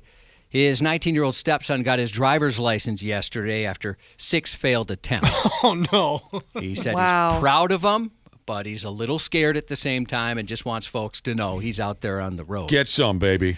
Baudette Fishing Guy Jesus texts a happy birthday to his wife. Happy 11th anniversary to GNR Twins Jesus from Hates When Nick Says Dong Jesus. And happy birthday to Rodzilla from Wisconsin Jesus. That's 93X News. Randy Shaver and Brad Ryder on the Half-Ass Morning Show. I had this idea that maybe you should give up sex for the next 10 weeks. You don't have to give up sex for the next 10 weeks. But, like Spartans, you know what Spartans are? Right? They denied themselves, right, so that they could have an edge. Get the edge. Go home, talk to your wives, tell them, don't tell me you're not going to have sex. Don't tell them it was my idea. But let them know what this is going to be like, what your commitment is going to be like, and how they're going to have to sacrifice too. All right, so before the National Basketball Association playoff, New York Knicks owner James Dolan asked the players to give up sex. Well, it's a damn good thing Randy and Brad don't play for the Knickerbockers. Boy, no kidding. Because you two boys love to bump. Couldn't do it. 10 weeks. That's how long the playoff goes. Wow. And I guess after being married for 30 years, I think I could play for the Knicks. Yeah, I could see my wife sending him a thank you card. Finally, you got this big sumbitch off of me, right? Leave me alone. It's kind of like the Seinfeld episode where they slap the $10. They have a contest. I'm out. I'm done. I'm out, Jerry. I'm out. James Dolan sat all the players down, and you heard him right there. Oh, yeah. He said, maybe, fellers, maybe think about giving it up for 10 weeks so you have a certain edge to your game. And he made a reference to the Spartans, Josh, from the old days, from that movie. What was that movie? 300? 300. Mm-hmm. I don't think any of the fellas went along with it. Carl Anthony Towns specifically said that his fiancée was not fond of the idea. But, we've heard that spin before, right? I can't even imagine what that would feel like. How cool would that be if your significant other's like, no, I'm not cool with that at all? I'd love to hear something like that. I don't think my wife would say that. You'd love for your wife to say, hey, look. That's the boss talking. You got to listen to the boss. You'd love for your wife to say, look, I got to have it. Yeah. I got to have it. I need you. No way you can keep me away from that rod for 10 weeks. Exactly. Go home, talk to your wives, he said, but don't tell them it was my idea. Yeah, we've heard that spin before, right? Sex or women or whatever make the legs weak. That's the old boxing Oh, sure. I was just about to say, you hear boxers say that all the time. Certain athletes will say that. I remember before a big game of some sort, they'll take the week off. I remember talking to an old friend of mine, one of my oldest pals. And, when you know a guy long enough, you can say certain things to him that you can't say to an acquaintance or certainly a stranger. But I asked one of my buddies, I said, remember that gal you were dating back when we were 20 years old?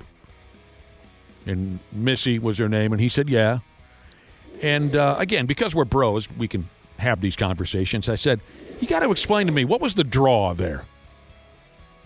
I said, she was kind of a pain in the ass. She wasn't terribly friendly. She kind of had a stupid hairdo. I asked him, what was going on there? Why were you hanging around with that gal for so long? And he said, pain in the ass? Yeah. He said, I'd agree with that. Not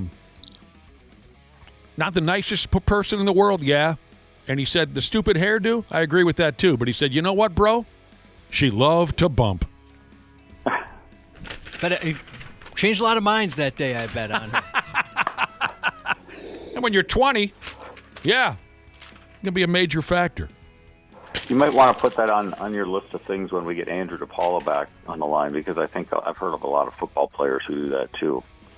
Abstain from for sex? a long stretch of time. Yeah. Oh, sure. And ask them if it's a thing, Okay. Ask them if it's a thing. Well, people do that. Now, you remember, he's only a long snapper. It's not like he's got to be... Well, yeah, I wasn't saying him specifically. I understand, Brad. He's got like 9 kids, so more than likely he's, still regularly active. But there's probably guys who aren't. Depot's the kind of guy, he strikes me as the kind of guy that doesn't argue much with the wife. Yeah, he's not following the rules. He takes orders, I think, Depot does. I could see that. Yeah. Football players, huh? Yeah. But they got, imagine being a star athlete in any sport and turning down sex. Don't think it happens often. Yeah, some of them are probably asking, okay, with just my wife or with everybody? Right. It's around every corner. Sex is around every corner when you're a star athlete and you've got even relatively decent looks. That makes you an even greater athlete, I think, if you can abstain from sex living that lifestyle. We all know the famous ones who did, though, right? Anyone? Tim Tebow? I forgot about him, but absolutely. Tim Tebow. Think of all the ass he turned down in Florida. That's just insane.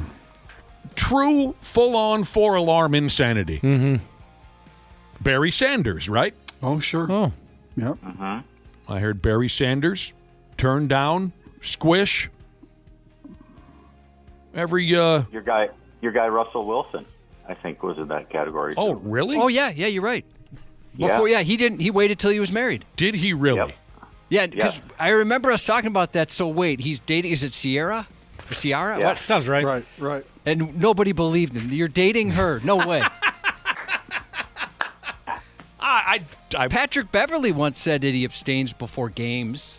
Well, like the night before? I think this is a little bit more common than you think, I think. Well, but I'm talking about long stretches. Okay. Well, Muhammad Ali, didn't he say it was weeks before a fight? We mentioned boxers. I thought he had said 6 weeks.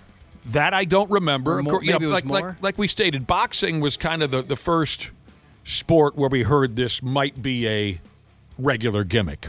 Mike Tyson might have said a word or two about it. I'm not talking about turning it down night before a game or on game day. I'm talking about these guys who stayed away from it forever until they were married or even beyond. A.C. Green, former Los Angeles Laker. Oh, yeah. This dude played for the Showtime Lakers and said no to sex. Oh, man. In Hollywood. That's very interesting to me. Now someone texted in, look up the Olympic condom budget. Oh, yeah, sure. We've talked about that. Talked about that many, many times. Didn't they ran out? Was it this year? They ran out? Yeah, they're using Ziploc bags. Oh, gross. So, Josh, does that work? Never mind. Don't answer. Which one's the pint or the quart? Depends on how long you've been abstaining. Oh man. Good Lord, Brad Ryder. I'm going to be here a while. That's that sec.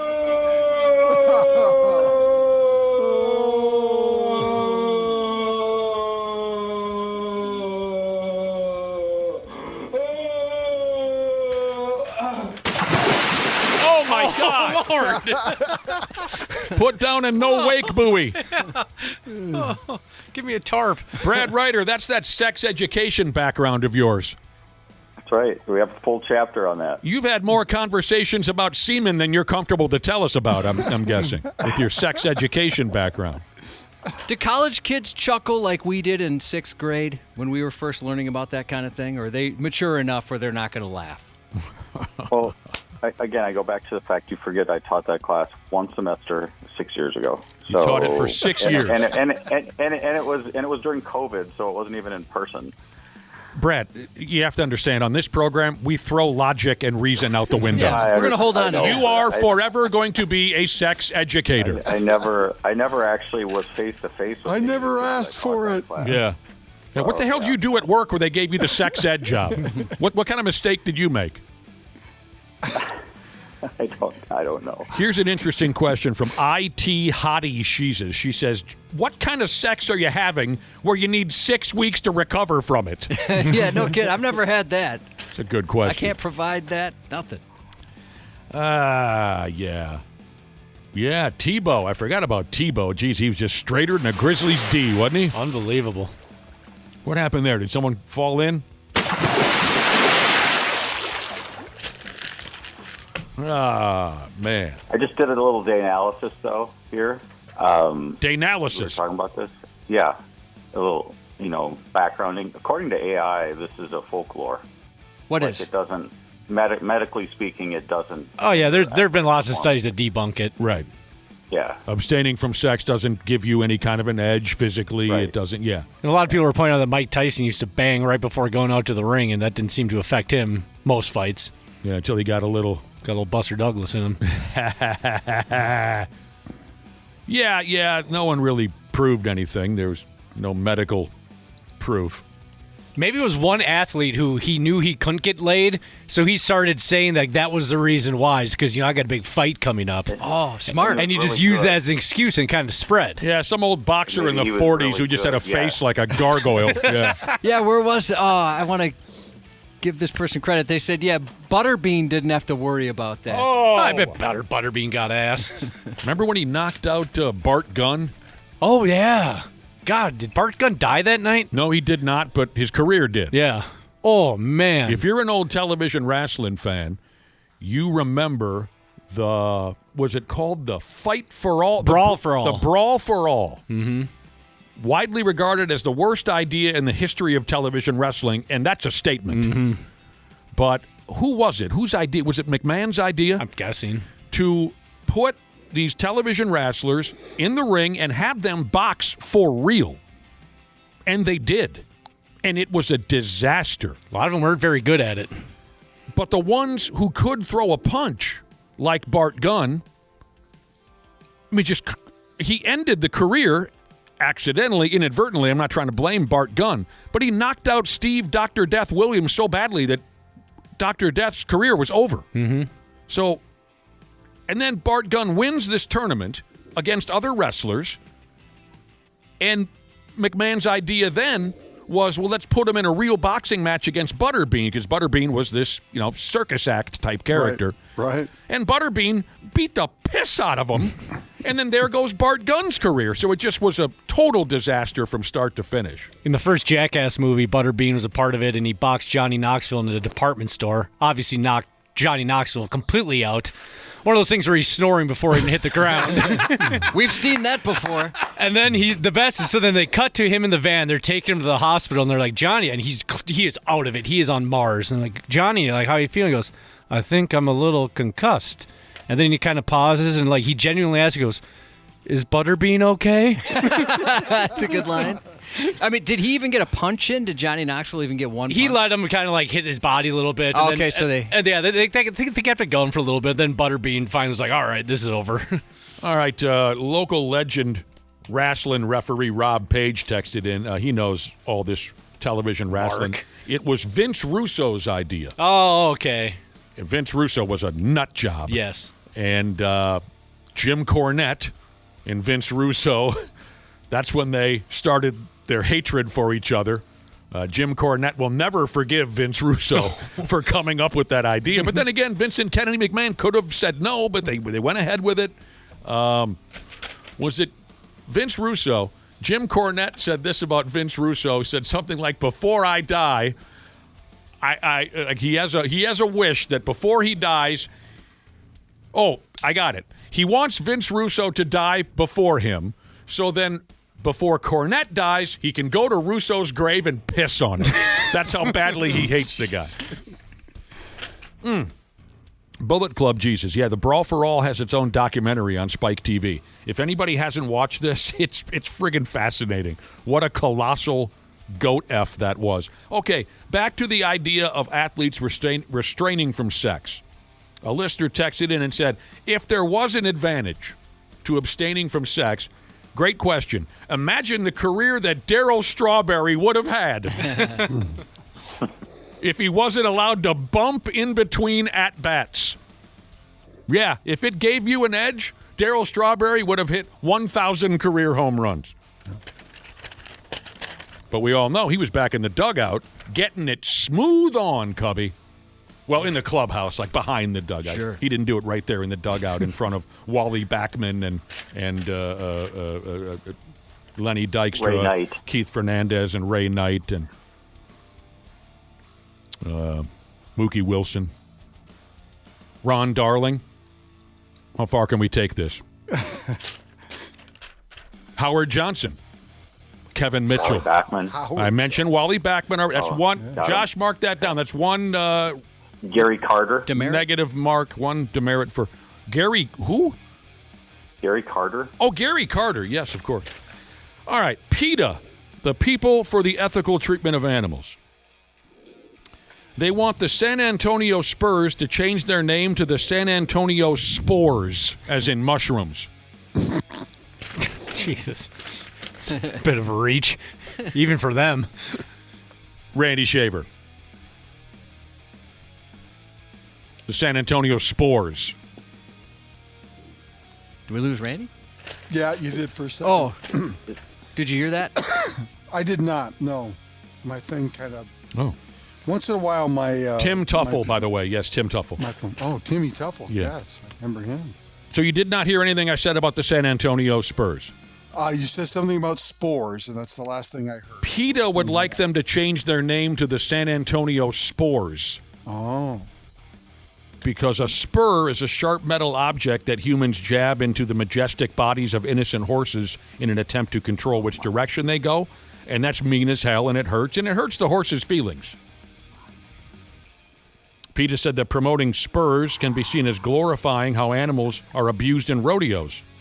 And they mentioned the fear and the trauma of rodeo animals, the broken bones, the fatal injuries, whereas choosing to embrace mushrooms would be the moral thing to do. Moral. What? Moral. What does that mean? That's a type of mushroom. Oh, I wouldn't know that. I'm sorry. Jesse Orozco played for the Mets also. They also say that changing their name to the Spores would be a true champion's move. Yeah, not happening. Yeah, good luck with that, especially Yeah. in Texas. Not happening.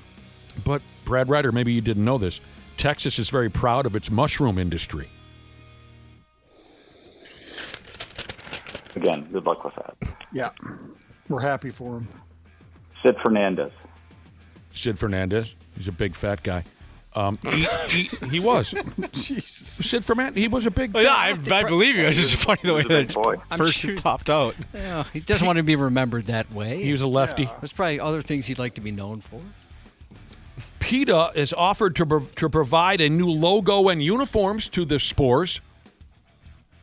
They got the bucks for that? Yeah. They got all that money. And apparently they don't have much else going on if they can come up with this. Well, I think all this is publicity related, right? They come up with a lot of this is really goofy, and I don't think they mean any of it. PETA's become very relevant. They've become very funny. They've got comedy writers. Yeah, I they think. do. Like this is, I'm sure this is a joke. I'm a PETA fan. I'm a fan of their comedy writing. If anything at all, I'm a fan of their comedy writing because I hear ya. this is cute. This is very cute. The official state mushroom of Texas, Josh. It's the Choriactis geister. Love me good geister. I'll put that on my pizza. Oh, man. Anybody not a mushroom person here? I mean, there's people that hate it. I'm the only person in my family that likes them. Everybody else, they don't want them in the house. They want them anywhere. No thanks. I'm fine with them, Josh. The Spurs should call their bluff and say, "Sure, we'll change the name. Send us the money for the rebrand." Yeah, maybe they could have a spores night or just kind of make a night out of it. I don't mind mushrooms, Cubby. I don't. Yeah, maybe one night in the season they change their name. Yeah. Just for the night. Minor league ball clubs do it. Why can't the San Antonio Spores do it? Yeah. Josh, as a matter of fact, if you go to Maynard's and Rogers, they got the best deep-fried mushrooms I've ever had in my life. Really? That's right. Boy, It's a fancy place. We used to get effing hammered at that joint back. Oh, my God. All right, while we're dealing with the ridiculous, here's this for you. The video of the old lady who rode her mobility scooter smooth into the middle of a German bicycle race. F me running, you got to see this video. Oh, man. Poor lady. This is on 93x.com. How she didn't kill that son of a bitch on that bicycle, I have no idea. Randy Shaver and Brad Ryder, we encourage you. I'm going there right now. A German bicycle race was ruined when an elderly woman on a mobility scooter inched forward into the path of the bicyclists as they're racing down a street, going about 70 miles per hour, it looks to me. She's on her little mobility scooter. She wants to get a closer look. She rolls a little too far right into the path. She sent some guy ass over apple cart. I mean, I don't know how. Back to wrestling again. Geez. I don't know how he wasn't broken in half.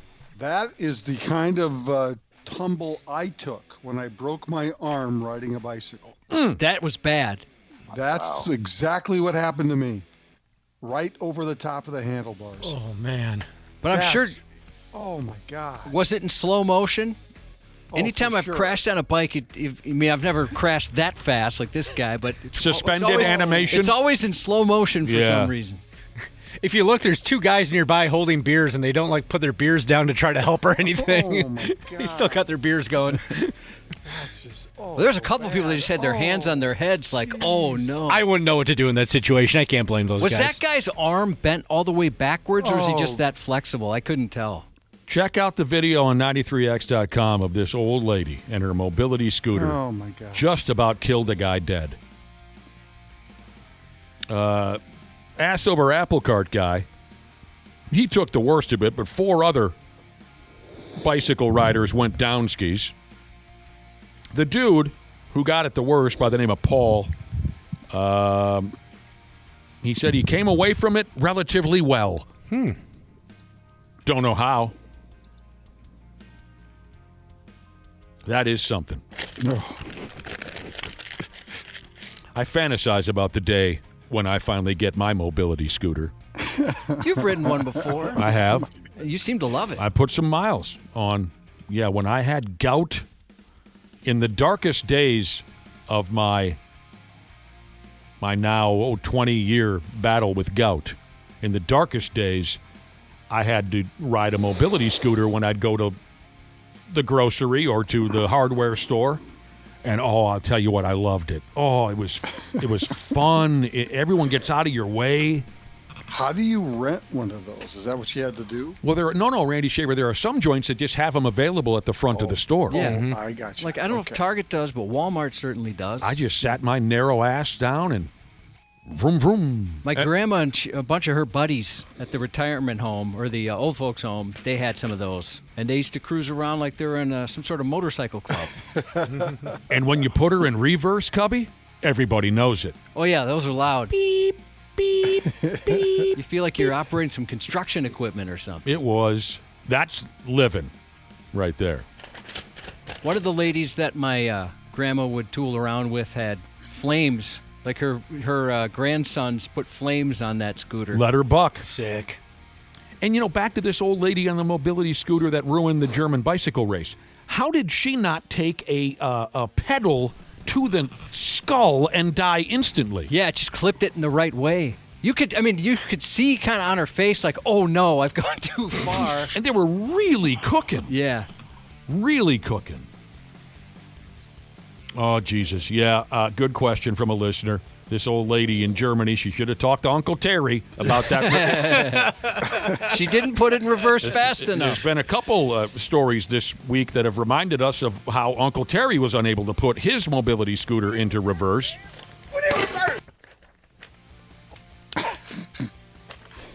Can we hear the whole thing? Do you have the whole thing? Because, you got to hear the... Yeah, just give me 1 second. Got the guys out in the street. They're lighting fireworks. They want Uncle Terry to light this big one. He comes out on the mobility scooter. Hold on now. There's a car coming. And then he lights it. He can't find the... I don't think this is the... Bag up. Back up. Bag up, Terry. Put it in reverse, Terry. Put it in reverse. Oh, Lord. Lord, Jesus. Oh, Lord. Oh, Jesus. What you doing, Terry? Terry, what's wrong?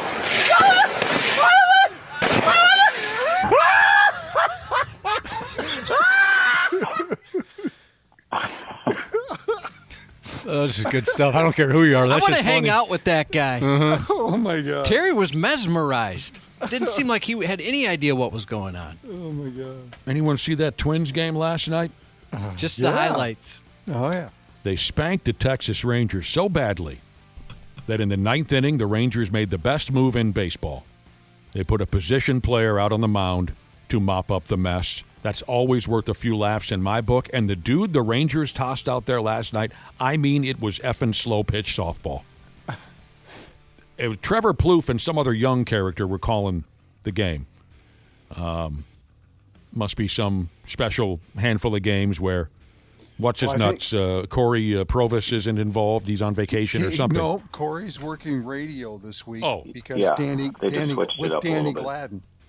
And it's the first time in a long time that Danny Gladden and Provis are working radio together. Just a special occasion type thing? Yeah, Provis actually wanted to because the radio guy is on vacation. Okay. So Provis said, let me go over and work with Danny for the week. Danny. If you watch last night's game, when this effing position player for the Rangers came out there and threw his first couple of pitches, Plouffe and this young guy literally said on the mic, they said, okay, what the hell is this? He was lobbing it up there like he was 75 years old. I wish that happened more often, where the position player I think there should be a rule in Major League Baseball where every team has to put a position player on the bump for 1 inning, regardless of the score. Once a week. How about once a week? I'd like that because, if they strike somebody out, everyone's laughing. Oh, God. It's the best. Has a position player ever struck out a Major League batter? Oh, sure. Yeah. Oh, yeah. Really? Yes. Yeah, it happened. How?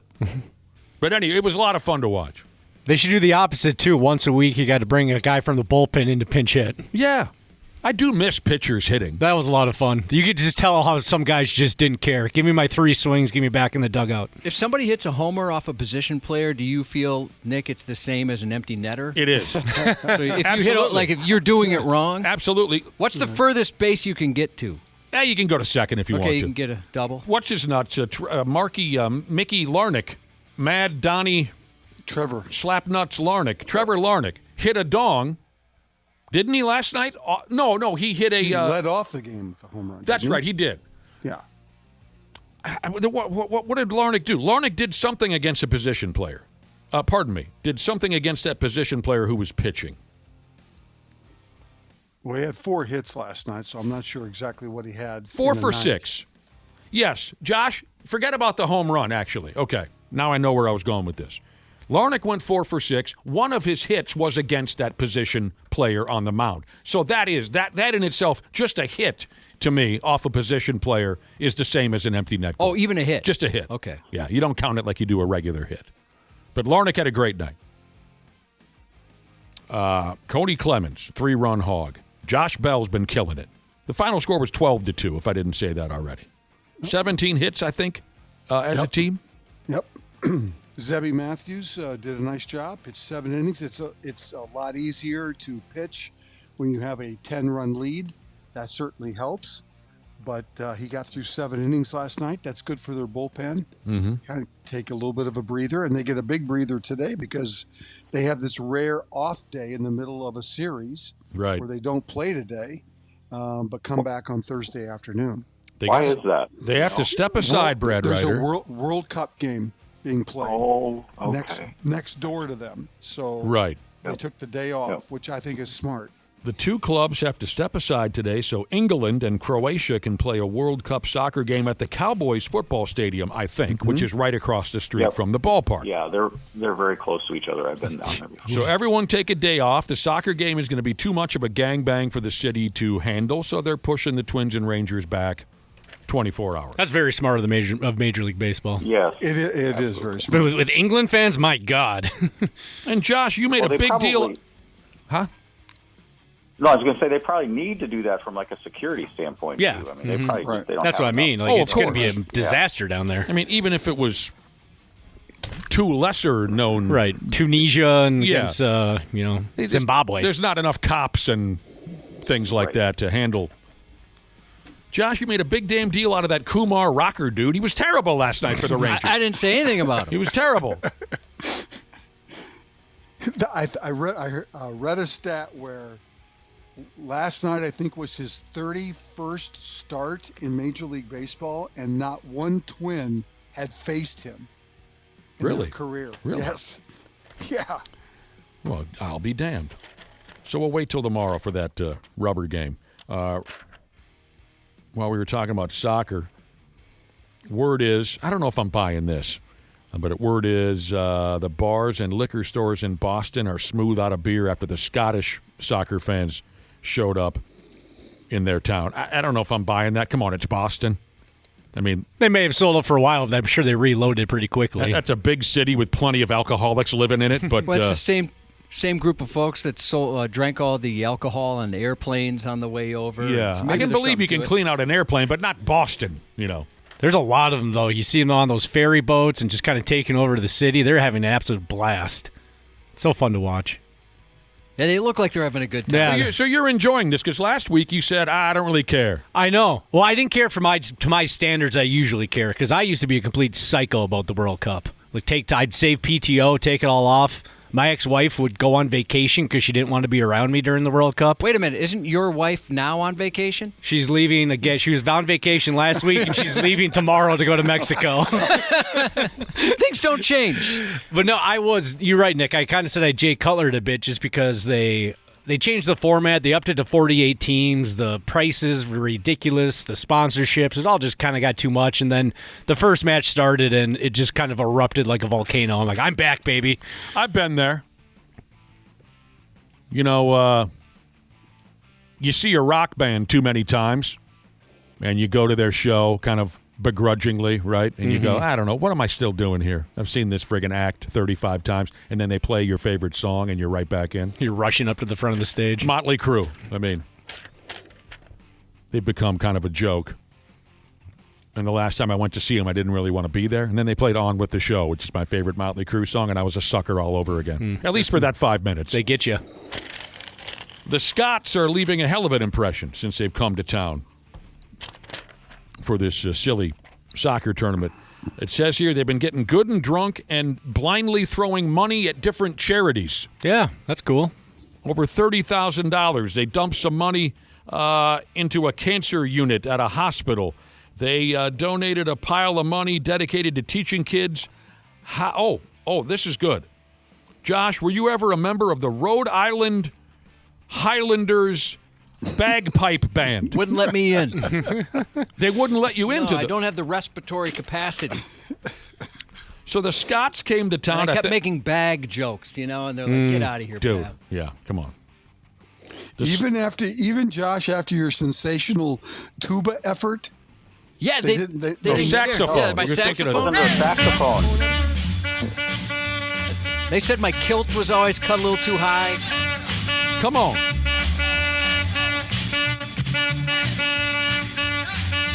See, I don't understand why they wouldn't go for it after hearing that. I like the bagpipes. I know you hate them, Nick. I do.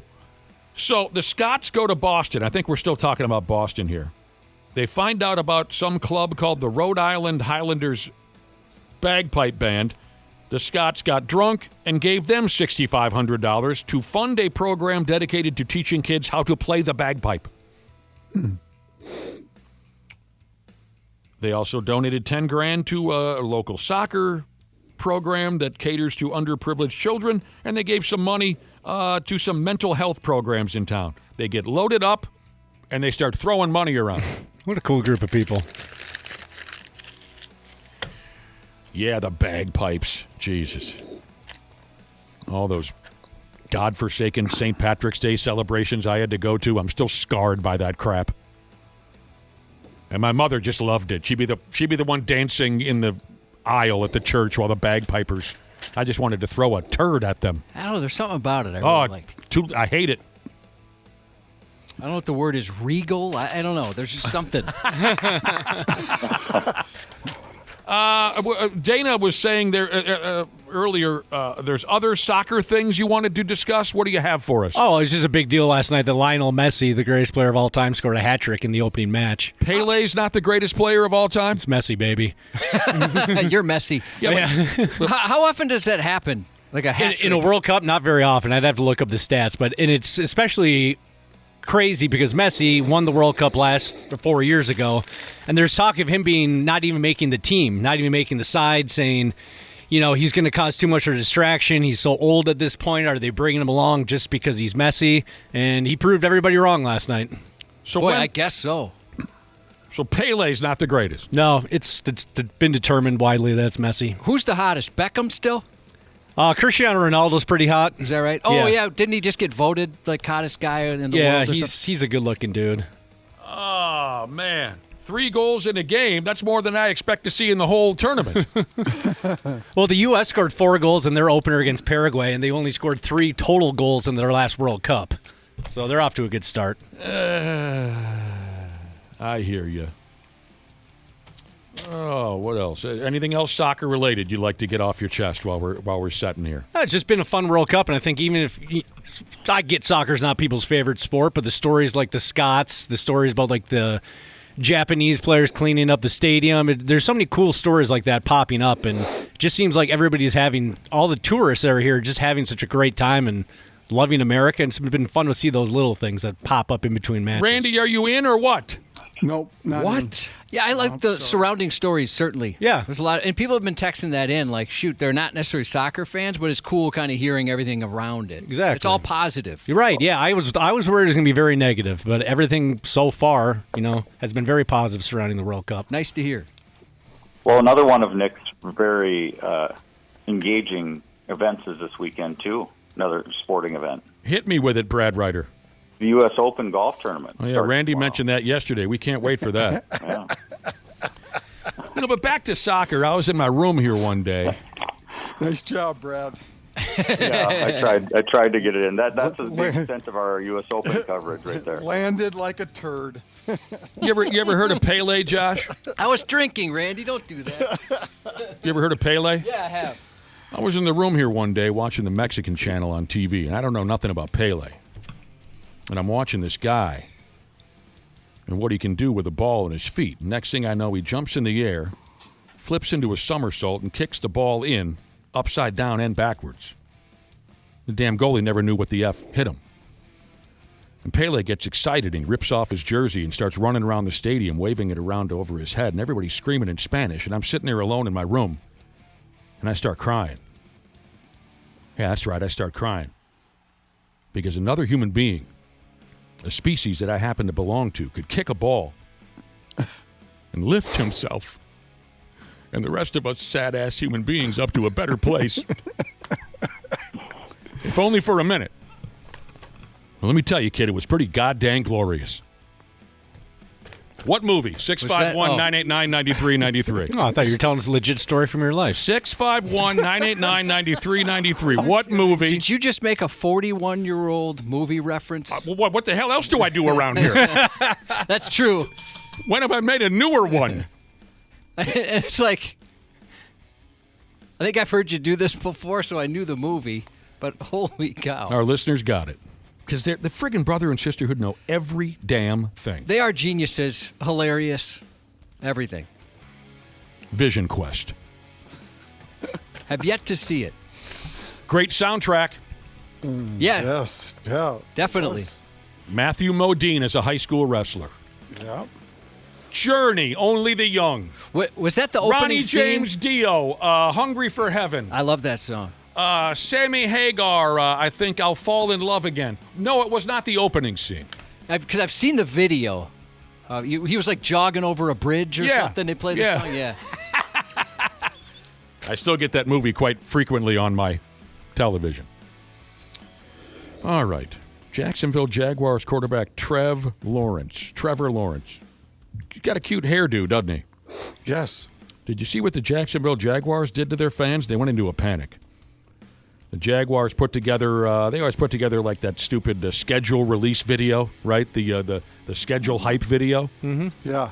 And in that video, they had an image of Trevor Lawrence with a new hairdo, like a much, much shorter Justin Bieber-style hairdo. Yes. And he went along with the joke, and it just looks ridiculous. I think it's pretty funny. It is, because Jaguars fans believed that the Peckerhead went out and got that haircut, and they were just disgusted.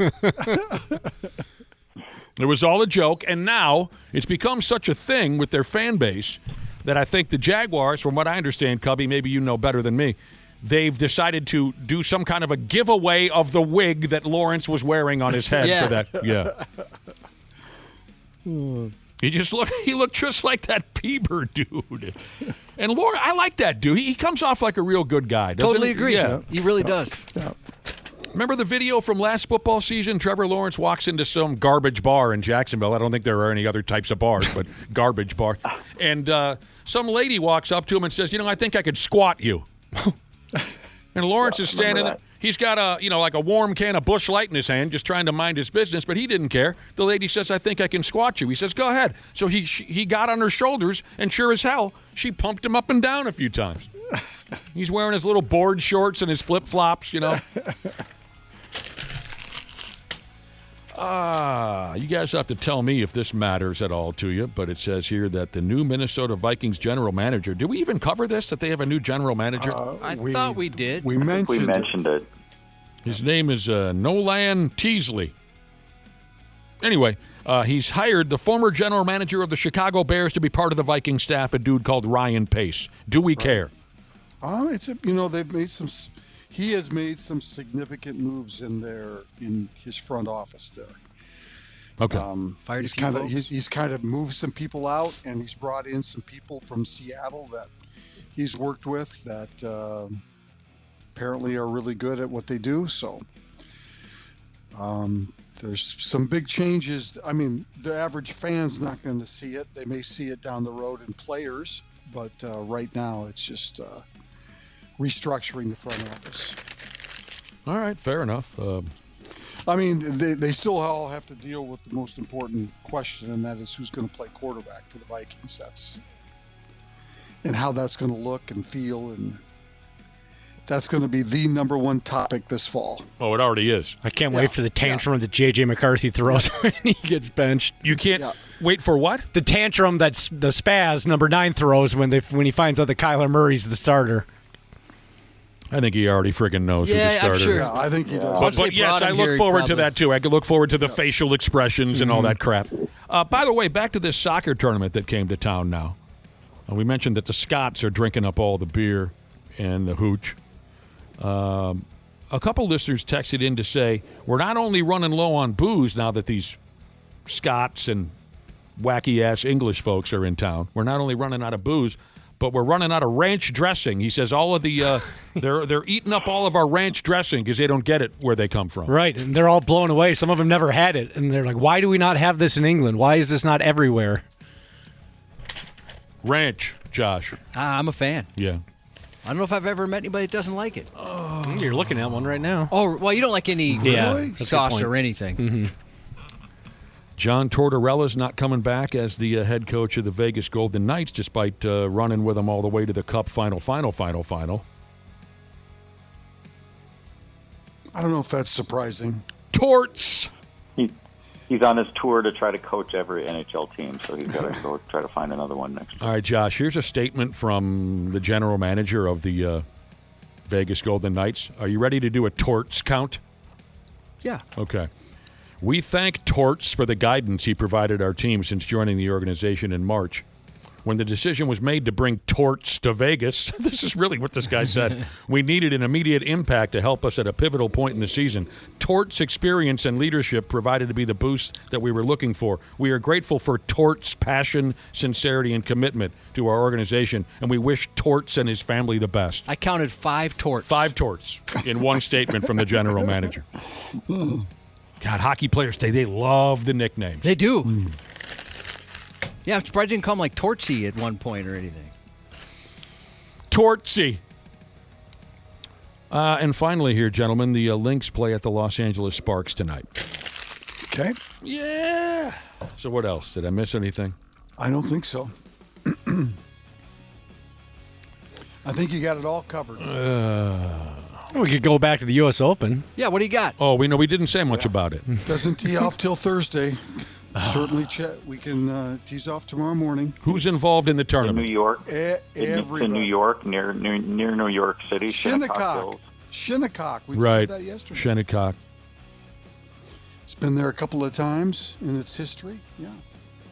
See you later, gentlemen. See ya. 93 air conditioning. The love of my life. Uh-oh. That doesn't sound good. What's going on, Habs podcasters? We're getting into that soupy part of the summer when your air conditioning is going to be holding on for dear life. That's where our friends at Standard Heating and Air Conditioning come into play. If your AC is out, you shouldn't have to wait. Standard prioritizes homes without cooling, so they got your back. With over 70 trucks on the road, they're ready to make you comfortable fast. That's better. Schedule now at standardheating.com, providing the comfort you deserve since 1930. Years of hard work, and now you've got pain in your back, your shoulders, your knees, maybe your joints. You need help. Randy Shaver here with the answer. Dave Bialke. He's got over 30 years experience in getting workers' compensation benefits for people just like you. Don't suffer. Call Bialke Law today, 763-571-2410, or go to bialkelaw.com. That's BIALKE law.com. And it spells relief for you. One Night with Steiny. One Night with Steiny. Shout out, full send now. Hey, bro, what's your name, bro? Steiny. What the hell? We've been sitting here for like an hour together. I don't know your name. What's your name, bro? Steiny. I can't guarantee anything. All I can guarantee is that you're going to be entertained. I'm a professional. I'm here to interview. So the whole interview, you didn't ask me what I like better, Burger King or McDonald's. All right, and we are going to wrap up on that note. Thank you, Steve, so much. That was amazing. Burger King. One Night with Steiny. One Night with Steiny, baby. Let's go. One Night with Steiny. Follow and listen on your favorite platform. The 93X Half-Assed Morning Show. We're back, whether you like it or not. We're going through our Thursday show on a Wednesday. If you hadn't heard, we ain't coming in on Friday, so take a big bite out of that. We ain't coming in on Friday, so today's kind of our Thursday, isn't it, Josh? It is. Tomorrow will be an ultimate F-off day. The ultimate F-off day begins 5:40 tomorrow morning. All right. AI this, AI that, up and down, all the way around AI. I've reached my limit. On AI or the talk about AI? Conversation. But sometimes, though, as you know, Josh, what do I got to do? I got to go ahead anyway. Just got to go for it. Our boss, our program director, Derek, he sent me a funny video over the weekend about, it was a dad. He's videoing his teenage daughter, probably about 15 years old, 14 years old. And she's showing Dad, hey, there's this hilarious thing with AI where they take real songs and they make funny songs over them. And the service is called Weird AI. Not realizing it was Weird Al. You know, she hadn't heard of Weird Al. And so she's playing a Weird Al song, Fat, from Michael Jackson's Bad. And the dad keeps saying, oh, so what's this called? This is Weird AI. Okay. Oh, that's brilliant. And That child should be punished. I mean, shoot, I think I mentioned this a couple weeks back when we were talking about AI.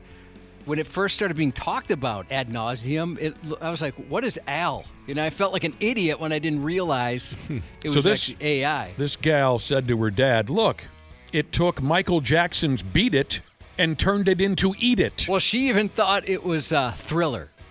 Right? She had the wrong name. Oh. She, all of it, and she was just saying some friends kind of turned her. My God. The kids are not all right. 1982 was a long time ago. Yeah, she didn't know. She'd never heard of Weird Al. All right. How do you say it again? Artificial? Artificial intelligence. What do you think about the idea of a robot character? It's a damn rolling toilet bowl. I'm in. That's what it is. A robot toilet bowl with wheels. And when you call for it, the damn thing will roll over to wherever you are for you to poop into it. Yeah, I'm in. So for a couple reasons. Give me your reasons. One, I have been lazy enough where I thought, I'm just going to wet my pants. I don't feel like getting out of bed. I once did take a piss out of my bedroom window because I didn't want to get up and go to the bathroom. I used to do that when I was a kid. I didn't want to walk to the bathroom. So the first reason is laziness? Yeah. And the second is, have you ever been in a situation where you think, boy, I have to go so bad, if I move, it's just going to come out? So if I could bring the toilet to me, that'd be helpful. I didn't know you ever had those panic situations. I thought you were the most regular guy in the county. Well, either way. I mean, ones or twos. I mean, if we're talking about ones, because you've never had a code brown, have you? Just once. Once. Wow. What the hell kind of, speaking of robots, where are you originally from? Take us to your leader. Yes. We have questions. Teach us. Teach rotten, disgusting, what is it called? IBS? Yeah. Teach us rotten, disgusting IBS victims how it's done, Josh. One code brown in the history of your life? It was the first sign of any trouble. When the barometric pressure changes, when there's one cloud in the sky, I get myself next to a bathroom.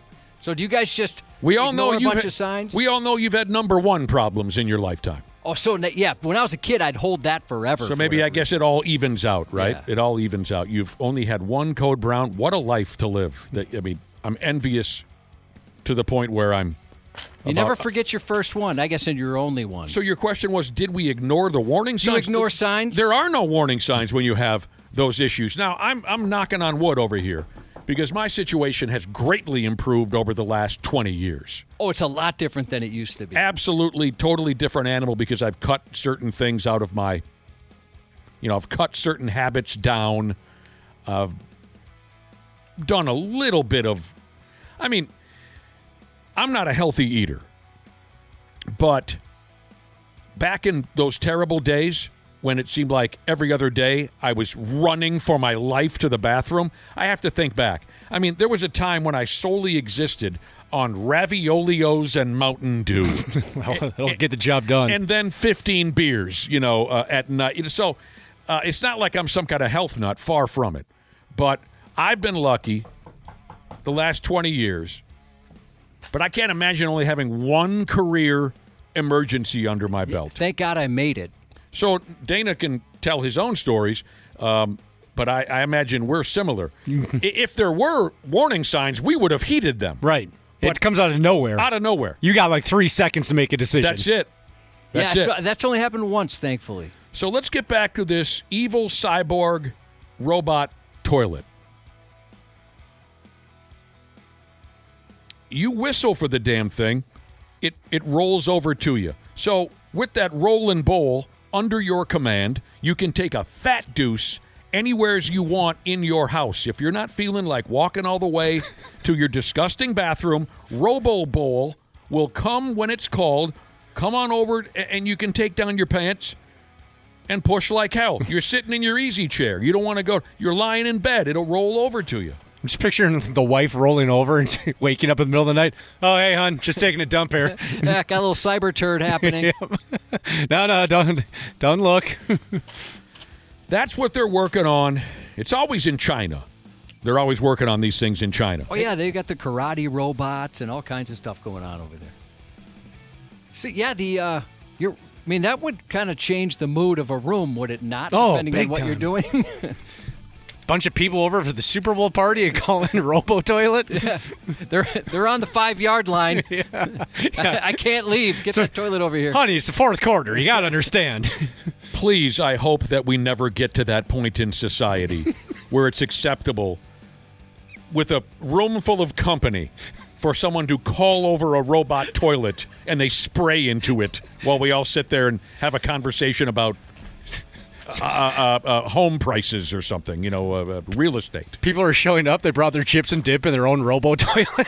just like a pet rolling into the house behind them, right? Yeah, uh-huh. Robo toilet rolls in, but this is my Robo crapper. So this is what they're working on. You're going to drop a couple of bucks on that. Yes, $13,000 is what they crazy. want in trade today for a Robo Bowl. Some of those, just those toilets that do a little bit of everything, they're in the thousands of dollars. Oh, the ones that are like the smart toilets that... Yeah, like have like an exhaust fan on them and all kinds of different... Cubby, the Robo Bowl will navigate around obstacles for you when you whistle for it. It's smart like that. You fill it with stool, soft, preferably.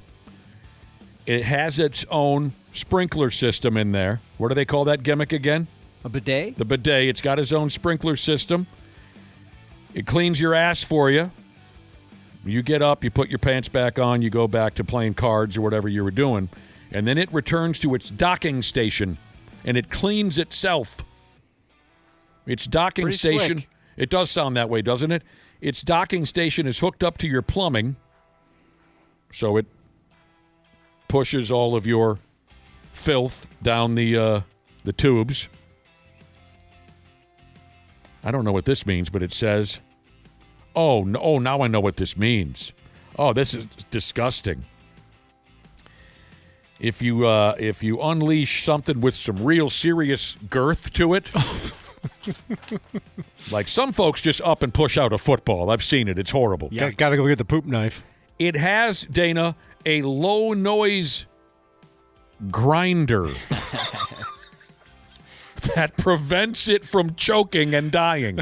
It prevents it from clogging. Oh, my God. Really, Dana? You got the grinder going again? I mean, Dana's always grinding. They say low noise, but I bet if we're in your apartment, Dana, I can hear the grinding. Absolutely. Unless I'd be worried about the crapnel flying everywhere. Crapnel? Yeah, hopefully they got that part figured out. Yeah, that's the time where you really want to. They tell you to shut the lid when you flush. You Yeah. really want to do it on the Robo Crapper. You're in the kitchen. Hey, this reminded me, I'm still the same guy I was before this happened. But last week I bought one of those robot vacuums. The little Roomba or whatever. You guys have been praising those before. Do you still use yours now? No, I don't praise them. Oh, you said at the time that I should get one. So you've changed your mind on that? Yeah, my mind was changed pretty quickly on that. You must be hearkening back to like day 1 or day 2 when I bought a Roomba. I thought it was kind of stupid, and it kept getting trapped. I bought it because you gave it good reviews. Well, but I here's haven't the heard thing. the negative one. Here's the thing. Do you have the ability to set a course for it? I think I haven't set it up, but I think so. Yeah, I think it maps out. Okay. And it's supposed to avoid. We got one that's like pet friendly, meaning if it sees a turd or something, it's going to go around. Yeah, it's going to drag that turd across the road. Anyway, no, you probably bought one with wonderful options that navigates around turds and you can set a course for the bastard. I bought the cheapest one available. You just flip it on and it knocks into walls like a drunk until it believes the job is done. I thought it was dumb. It kept getting hung up on transitions between rooms, and it would get lost at a corner. And I just thought it was dumb. But again, I bought one of the early versions that had limited abilities. You will probably have a wonderful time. I hope so. I was a little skeptical because it was like half off. So I thought, oh, maybe this one's not that great. But I remembered you and I think Ashley, too, said they were awesome. How often do your dogs poop in the house? Never. I mean, when we got our new dog, he did for maybe the first couple weeks. Because I'd be very afraid of it dragging. I've seen man. videos that they'll pick up a turd and just smear it all over the... But if it mentions it, like it'll avoid dog toys or if there's anything on the ground. So, yeah, we'll see. Maybe it does, pardon the pun, but maybe it sucks. It's not any good. The Robo Bowl, like we said, they're looking for $13,000 in trade right now for that sumbitch. I'd wait on that. To be clear also, the idea behind the Robo Bowl was for older folks who have a little bit of trouble getting in and out the bed. Yeah, that Not makes sense. lazy people who want to take a deuce at the kitchen table. But, I mean, you can use it for whatever, Just ride around on it. Mine would mostly be out of laziness if no one's around, for sure. If this comes to be a real thing here in the States, and there's a 91-year-old in line if me and a 91-year-old are both in line for the Robo Bowl, I will let them have it first because that's the intended purpose. But just your average IT guy, Jesus, says he's. I'm now part of the Roomba gang, and he swears gang. up and down by his. He loves it. He does. All right. Can't remember, Josh. Did you watch Parks and Rec? I did. It only took me 14 episodes to start to enjoy it. Do you remember DJ Roomba? Yeah. Aziz Ansari's character puts like an iPod and the little speakers on the Roomba, and it's cruising around. He goes, "It's DJ Roomba!" Oh, that was funny. It was good. Yeah, I got to create DJ Roomba. I forgot about that. Yeah, you got to do that. If you get a Robo Bowl, Josh, Naked Pooper Jesus texted this in, but it also entered my mind. If you go ahead and get a Robo Bowl, I bet you're going to want to program it to say 3 words. What would they be, Josh? Do you know? 3 words. Happy birthday, Paulie. What movie? I believe it's Rocky 4. There you go. 4. Where Polly has a robot lover. Want to know a really random fact about that robot? Yes. John Taffer from Bar Rescue owns it now. Oh, really? Mm-hmm. Bar. Did he say what he paid for that? I know. Is that a bar in town or something? Oh, you never seen the show Bar Rescue? No. Oh, this guy. It's a television show. Yeah, this guy named John Taffer goes into like a failing bar and helps him turn it around. Weren't there a couple here that he worked on? I was thinking about that the other day, and I looked it up. There was only one in Minnesota he's done. I swear one of our bus crawls, we went to a bar where that was kind of what everybody said. Hey, this was on Bar Rescue.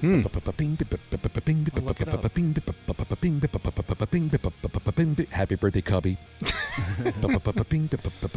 You could program it to talk dirty to you.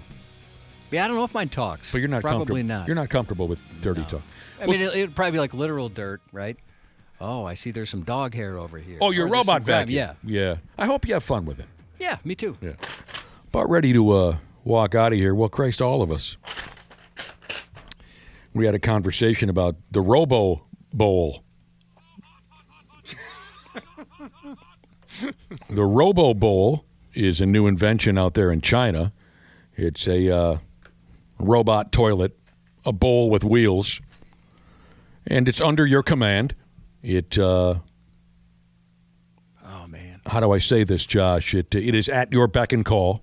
The Robo Bowl.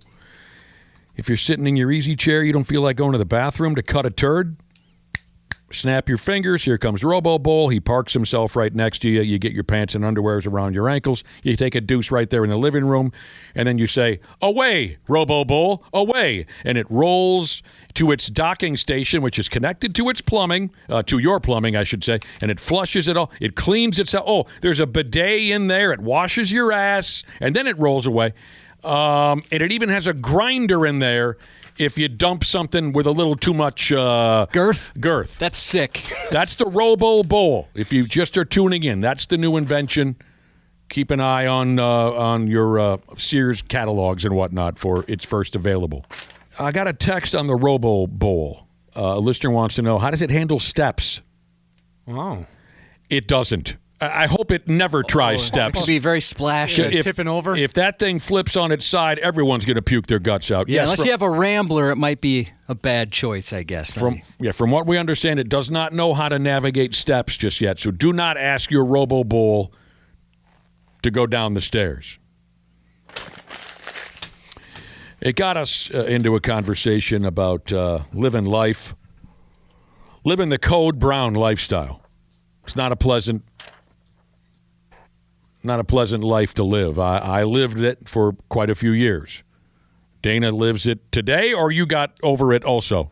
What was that? The Code Brown lifestyle. Yeah, I'm doing better now, but it'll hit you. All right. Got a text message here from a listener who says, when I worked in Superior, Wisconsin, I had an hour drive to work. Before I quit drinking, it wasn't uncommon. If I didn't have a movement before I left the house in the morning, halfway to work, full-on 4-alarm Code Brown. Oof. He said, I'm talking clenching as hard as I can, sweating bullets, windows down to try and cool off from all the sweating. And there was no bathroom in sight for 40 of those 60 minutes of driving. I can completely relate to that. We got to talk about it. Code Brown survivors, it's good to talk about it. I know that windows down. I know that feeling. We got to go. What time is it? It is 9. Oh, yeah, we do got to go. Yeah. Happy birthday to Girthquake Jesus and his grandpa BIR Hulk Hogan Jesus. If we ever miss any shout-outs, I just want to say on a big text day like today, they come in real quick. So I'm going to search through some to see if we missed any. We can get to them tomorrow. But just so you know, not trying to leave you hanging. 93X. Air conditioning. The love of my life. Uh-oh. That doesn't sound good. What's going on, Habs podcasters? We're getting into that soupy part of the summer when your air conditioning is going to be holding on for dear life. That's where our friends at Standard Heating and Air Conditioning come into play. If your AC is out, you shouldn't have to wait. Standard prioritizes homes without cooling, so they got your back. With over 70 trucks on the road, they're ready to make you comfortable fast. That's better. Schedule now at standardheating.com, providing the comfort you deserve since 1930.